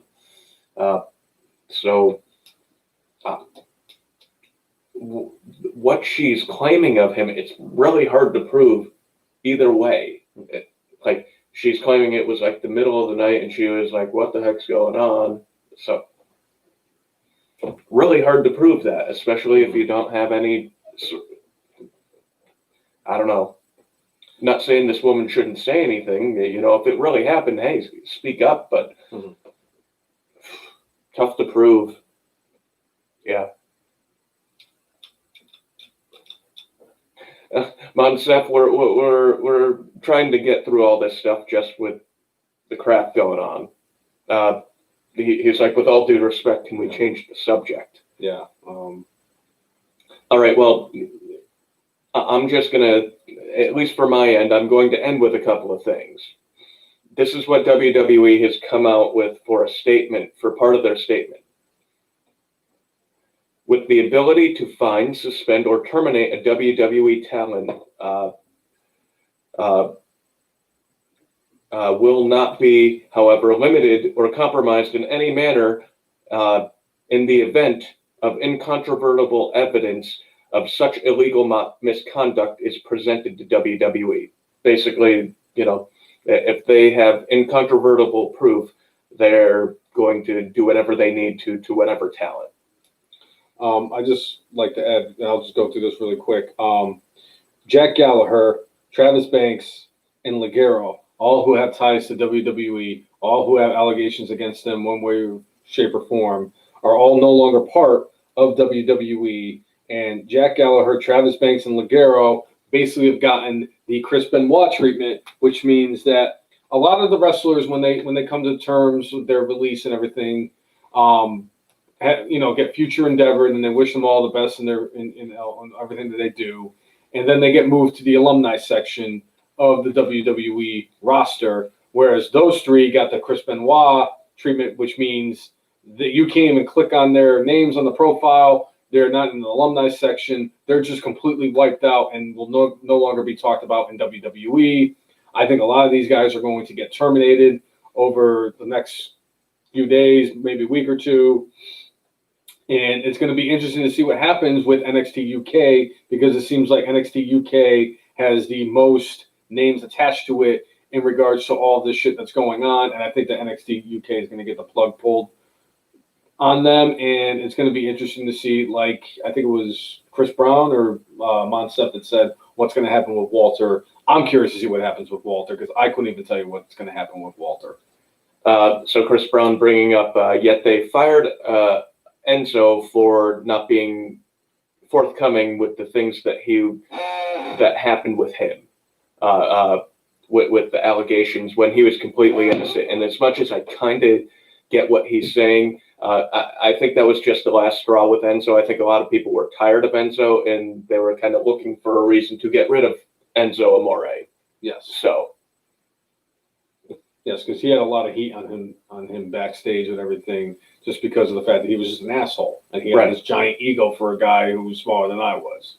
So I think that had more to do with Enzo's firing than like, well, you were hiding these allegations. It's like, I think they were looking for a reason to get rid of him. But one thing I do want to bring up about all of this, you know, in their statement, WWE is talking about incontrovertible proof that people did these things. Unfortunately, if you look at the long fucking history of WWE, aka WWF, like Vince McMahon has allegations against him. Pat Patterson had allegations against him. Arn Anderson had allegations against them. People really high up in the company have had allegations against them, and ones that were extremely serious. And I think people were probably, I'm going on a little bit of a limb and saying, like, they probably felt either their career was going to be ended, they were going to be blackballed, or felt that they needed to do something to get their career to get to new heights. And they were probably like, wink, wink, nudge, nudge, do this for the boss, and your career is going to blossom. Yep. And you know, if somebody does a really in-depth investigation into what Vince has done, does that mean Vince McMahon will fire himself? Yeah. Because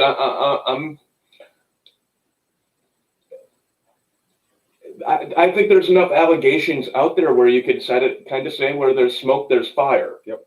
Where he probably, over the years, has had some female performers that he has done stuff to, and they may have, I guess, technically said yes to it, but Vince is in a position of power, and maybe they felt that they needed to say yes for their career. And using your power to get sexual favors, that's fucked up. And that, I think that's something you're not supposed to do legally. So that might be the case too, Monsef, but in a situation like, especially with Pat Patterson, that means that there was a lot of dudes that were backstage that were getting opportunities only because Pat Patterson was asking them for sexual favors. And it's like, hey, either you do this for me. I'm not going to go too much into detail of what Patterson probably asked them, or you're just never going to get an opportunity to go for that brass ring, which I think is pretty fucked up. And it doesn't matter whether it's a guy getting it, with Pat Patterson, or if it's a woman who has to perform one of these favors with like Vince McMahon. Either way, it's not right what they did. And like Moolah, Fabulous Moolah, allegedly. They were, allegedly, they were planning on naming the Women's Battle Royal at WrestleMania, kind of like what they did with the Andre the Giant Memorial Battle Royal, and they squashed that because Moolah was in charge of the women's division and was kind of supplying women to perform sexual favors on a lot of the men, whether they were wrestlers or executives or whatever. So that came out on that, and they kind of squashed her being named, having the Memorial Battle Royal for the women's at WrestleMania named after her. And it's just, no matter what the era is in, it's still wrong. Like it was, what was it? The first female referee in WWE in like the history of wrestling. She worked she for was in the WWE. 80s. She I was in forget her name. I forget what her name was too. And she actually accused Vince McMahon of sexual misconduct back in the 80s. And Vince McMahon and Linda McMahon basically threatened her to keep her mouth shut. And then they went and they sued her to keep her mouth shut. So we don't know what came about that. Vince McMahon, at the end of the day, Vince McMahon is a horrible, horrible, horrible human being. The fact that he has these allegations that got swept under the rug because of the fact that Vince McMahon has all this money and these great lawyers and he can do whatever the fuck he wants. The fact that he got Superfly Jimmy Snuka for about 30 years to get him away from murder because he paid all this money to get Allegedly paid money. We just know there was a briefcase, and all of a sudden I'm going to tell you right now, Jay, I'm going to go out on a limb and tell you that briefcase was not filled with WWE ice cream bars. All right. If somebody hands you a briefcase, what do you think is going to be in that briefcase? A midget? Skittles? Maybe if it was Marshawn Lynch, yes, but right. No, there was money in that fucking briefcase. Let's be serious for 2 seconds. It's just a very interesting time because I think this is great what everybody is doing. All these poor victims who have had these actions happen against them. I'm applauding every single one of them. I hope they all come out there and they can speak their minds so they are not afraid to come out there and tell their stories. I am 100% applauding them for what they are doing. I want to, at least the approach WWE seems to be having in AEW is like they are investigating to see how, like, if there's credence to these allegations. They're not just going, oh, we're going to fire this person, because, there are some people out there that, like, all right, well, I see this happening. This person I really hated, so I'm going to bring an allegation against them. So I'm glad that they're at least investigating these things. But one thing I would like to say is perhaps these companies maybe now will actually do a better, more thorough background check and vetting of these people that they're hiring. So you don't have to worry about getting embarrassed like this. Mm-hmm. Like there's actually a pretty long list of when Linda McMahon was getting vetted to become part of the federal government under Donald Trump is the head of small business in this country. And they brought up a whole bunch of things that happened during her time as CEO for WWE and WWF. So, there are a lot of skeletons in that closet, and it sucks that, something that's brought us so much entertainment over the years, and as bad as the things that Vince McMahon has done, he's done a lot of things where it's like, you see the way, like, he talked about Undertaker. Mm-hmm. He obviously is a man who has, like, feelings of sorrow, feelings of joy. So many wrestlers out there speak of him as a father figure. And it's like, he has these great attributes, but has done so much horrid stuff. You're like, how can I wrap your head around what all this is? And how can I still be a fan? Mm-hmm. It's like, and it kind of goes back to like what happened 21 years ago, where how can people still be a fan of a man and the product that basically their negligence led to one of their employees losing his life, and instead of like canceling the show went on. And it's like, I know a lot of people lost, a lot of respect, and a lot of people decided not to watch wrestling anymore after the Owen Hart situation. But yet here we are in June of 2020, and you and I are still somewhat watching the product, and I still contribute $10 a month to the WWE Network to keep watching the material that they have. And it's like, where is the line? When is finally the line's going to be drawn in the sand where I'm just going to be like, all right, I can't do this anymore. It's getting harder and harder for me to continue watching the product because of the fact that the product is so freaking rancid that I can't even subject myself to it each and every week. But when is it going to be like, all right, I'm washing my hands of all of this shit? Because, like, Another thing, and it was a very interesting name that came out that has an allegation against them, is Brock Lesnar.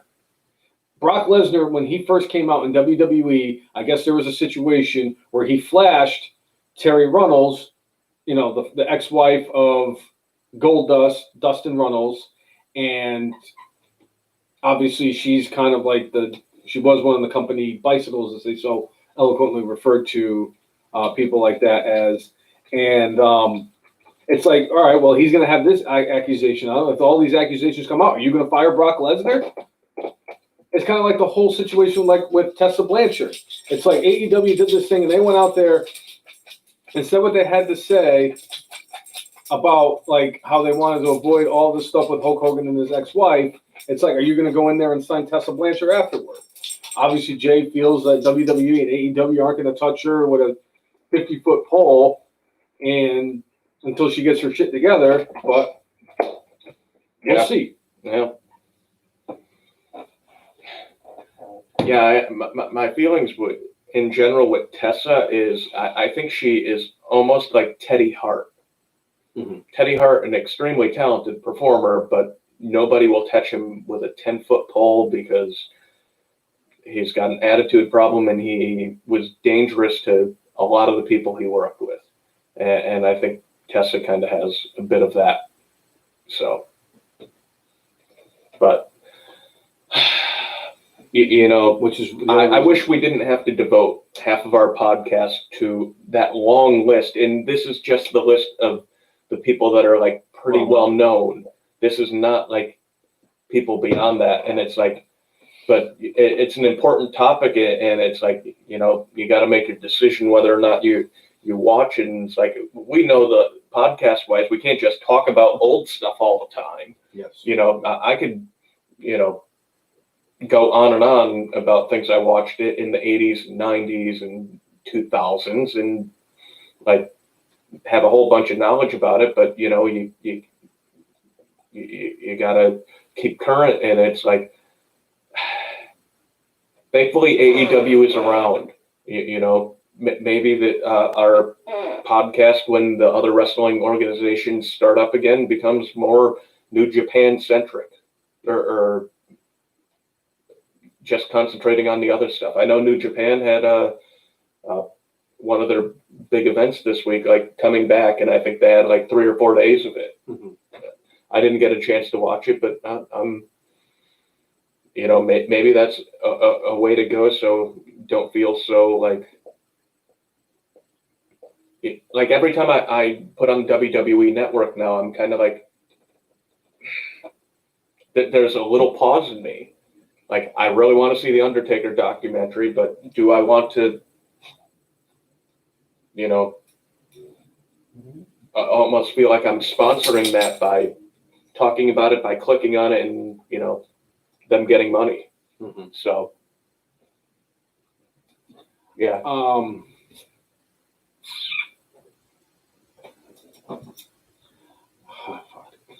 Yeah. On the good side, absolutely, Monsef, New Japan Cup is back. So New Japan starting to wrestle again. One other thing I do want to bring up is that now that at the events for WWE that they're doing now, they're having like NXT wrestlers and what have you. You know what that's happened now? You know what's happened now? There are now cutaways again in matches. 2 people watching the matches. Literally, there was one that I watched where the shot lasted less than a half a second. I was like, as much as it's great to have the ambience of at least some sort of crowd, Kevin Dunn, we don't need the fucking crowd shots. What's going on is in the ring. I bumped the guitar. I apologize. I agree. And as much as, and I'm not saying that I don't want to see Caden Carter or Casey Canizero in the crowd, I'm just saying it's unnecessary. It really is unnecessary in a situation like that. And yeah. Go make your dam. Yeah, go build a dam, motherfucker. Yeah. Where can you get some damn wood? Yeah. All right. All right. Well, we covered everything on the list and then some. Yep. So if you like what you've seen today, whether you're a first-time person watching this podcast or you are a continuous fan, make sure you like us on Facebook, follow us on Twitter, follow us on Instagram, follow us on Periscope, and subscribe to us on YouTube at the letter T, the letter H, the letter E, the letter F, the letter N, MARKS, the F and Marks. If you like, follow, and subscribe to us, we will do the same back. That has always been our mantra. Also, make sure you tune into the Wrestling Marks page, which is Facebook.com/WrestleMarks, and set your notifications so that whenever this podcast does go live, you will be notified so you can tune in and go from there. And they've been doing, I'll tell you right now, they've been doing a lot of good stuff this week, and I love everything that they've been covering. yeah. And yeah, and I have a couple other things that are in the works. I actually, how about this? The Brainless one actually signed up for some online classes, so which are actually going to help and benefit this show and the podcast and everything. Thanks for tuning in, Monsef. Thanks for tuning in, Jessica. But you know, yeah, we've got a few things in the works. Yes. So One of them I'm very excited about. The yeah. other one I'm super excited about. And then of course the total brainless annihilation when the virus decides it wants to let the brainless one fight a blow up doll. Right. But anyway, so we got our good, bad, and brainless we need to quickly hit up. yeah, go for it. What is your good for this week, Cousin Jay? Oh, my good for this week is definitely when the two goats were in the ring. Orange Cassidy and Chris Jericho. Hey, you always tell me to go first. So Orange Cassidy and Chris Jericho with their stare down, and Chris Jericho saying, "I'm gonna knock your teeth in if you do the thing where you kick my legs," and he did it. And it wasn't until Jericho destroyed Orange Cassidy's sunglasses where Orange Cassidy lost his mind. He went from being at 1% power to 137. So 137 years old. That's a tremendous good. And since I don't like to do the whole I pick my good, you pick your good, I don't want to have the same thing, I'm going to go something that's a little bit less about professional wrestling, but it has some kind of a tie to this podcast. okay. My good for this week is you, Cousin Jay. Okay. You deserve the good for this week for being able to last week accomplish the 100-mile ride on your bike for the Tour de Cure, and the fact that you were able to raise over $600 for such a great cause. And it's not very often that I give either one of those awards, any of the good, bad, or brainless, unless it's brainless and me. Kind of goes hand in hand, like peanut butter and jelly. But I'm going to say that you absolutely 100% deserve the good for this week for the fact that you were able to raise the money that you were able to raise for diabetes with the Tour de Cure, and the fact that you were able to accomplish the 100-mile bike ride, considering that the last quarter of the ride you had last weekend was you did in the middle of the same rainstorm that the Bishop and Bill Murray had to deal with in that scene in Caddyshack when he was golfing. Yes. So kudos to you for getting the good for this week. Yes. Thank you, sir. You're welcome, sir.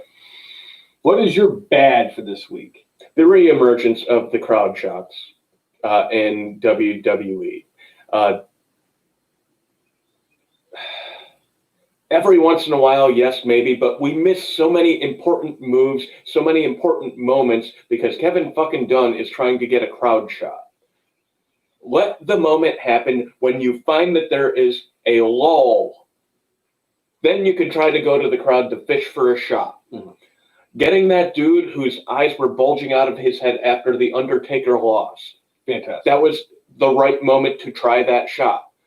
To get crowd shots when fucking Edge is making a return is stupid. The fact that you got a crowd shot when AJ Styles was coming out at the 2016 Royal Rumble. Stupid.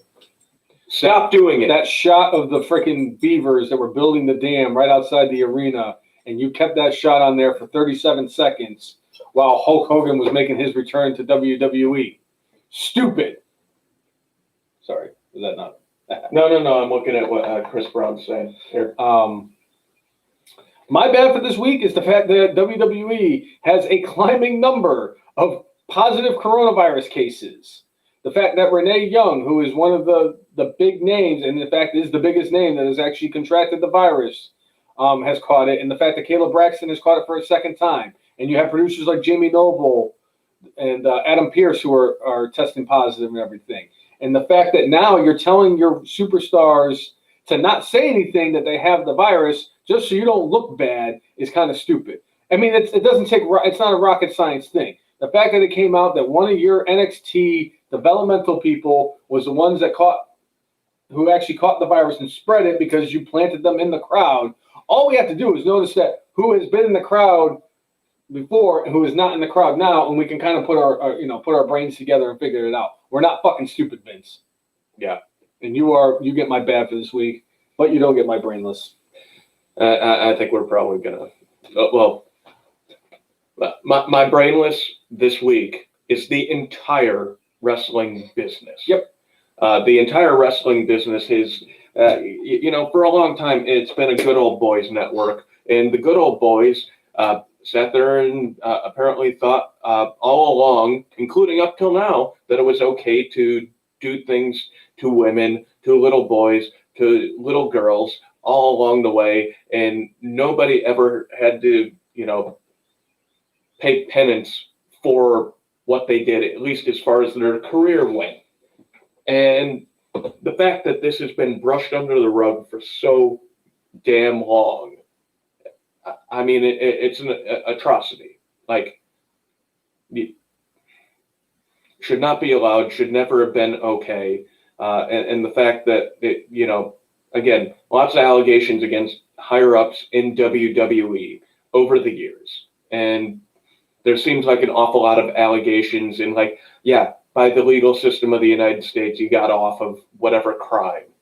But I'm sorry, it's just like Bill Cosby for all those years. Bill Cosby had so many allegations against him over the years, but nobody could prove it because, he would drug them, so it's hard to prove beyond reasonable doubt. Well, I don't remember. I woke up and my memory was fuzzy.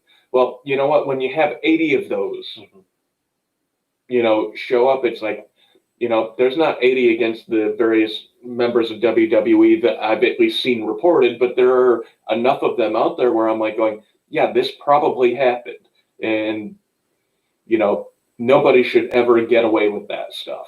And the fact that the wrestling business has kind of let people do this for so long, it's sucky. It's bullshit, and just makes it tough to enjoy the product. Mm-hmm. I agree. And it's just like what happened, I think, about a year or two ago with when the same situation happened in Hollywood, when the whole Me Too Harvey, the Me Too thing, when Harvey Weinstein had these accusations, and Kevin Spacey had the accusations against him, and there's still, even to this day, there's a lot of them that are still coming out, even though this has been going on for well over a year, if not longer. And the fact that Epstein, with Jeffrey Epstein, and the fact that Danny Masterson actually got nailed just recently for 3 cases of rape and everything like that. It's a problem that they need to solve and they need to fix to get this wrestling industry back to where it needs to go. And you can't have the double standard. You need to fix all this major problem that you have. And you just can't just sweep it under the rug and act like nothing bad happened. So you got to do the right thing. The right thing to me would be Vince McMahon resigns, admit what he did, and go crawl under a rock. Or kill himself, one or the other. So, I did want to bring up one more thing. You didn't say it's at your brain list as well. Yes, it is. I agree. Okay. It is my brain list for this week. There's nothing else that could have been my brain list. The fact that the coronavirus kind of came in last minute and became my bad for this week, but my brain list has been on my mind for well over a week, so I knew that was what it was going to be. So Chris brought up one thing that, they had Ric Flair at the Performance Center, and had 70-year-old Ric Flair in close proximity with people who have the coronavirus. Not very smart. Okay, hold on. To be fair, He's older than dirt. To be fair, the man survived 2 plane crashes and a a surgery with a 10% success rate of survival in his life, I think the man is gonna fucking chop that damn freaking coronavirus too. That would be something though. That would be like, I hate to say it, and I really wish that nothing bad ever happens to Ric Flair, because I love Ric Flair and everything. It would be sad. It would be like Steve Irwin getting killed by the Stingray. Like Ric Flair survives 2 plane crashes and a surgery that has a 90% mortality rate, and that the coronavirus would take him. But either way, Yeah. don't want to get too morbid on that. Yeah. But anyway, I think we've touched base on everything. I think we have.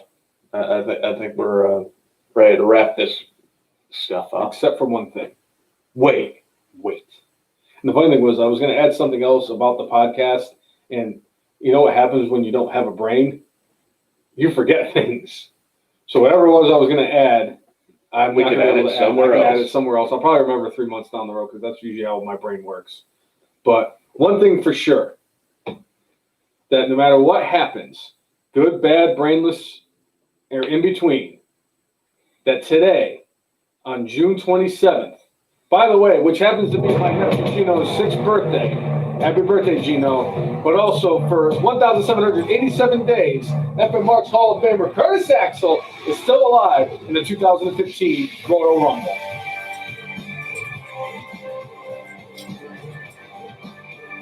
That's how my brain works, too. Yeah. I would have timed it perfectly if I didn't, like, oh, shit, it's Gino's birthday. Yeah. Anyway, happy birthday to Gino. Uncle Bobby loves you. But anyway, that's it for episode 180 of the Evan Marks podcast. I'm Jay. And I am the brainless one. Make sure you mark out With your guac out. And hopefully next week, we'll just be talking professional wrestling and talk Fighter Fest and Great American Bash. and probably coronavirus too. But I mean, that's kind of hand in hand over the last few So, months. all right, thanks for tuning in, everybody. We'll see you.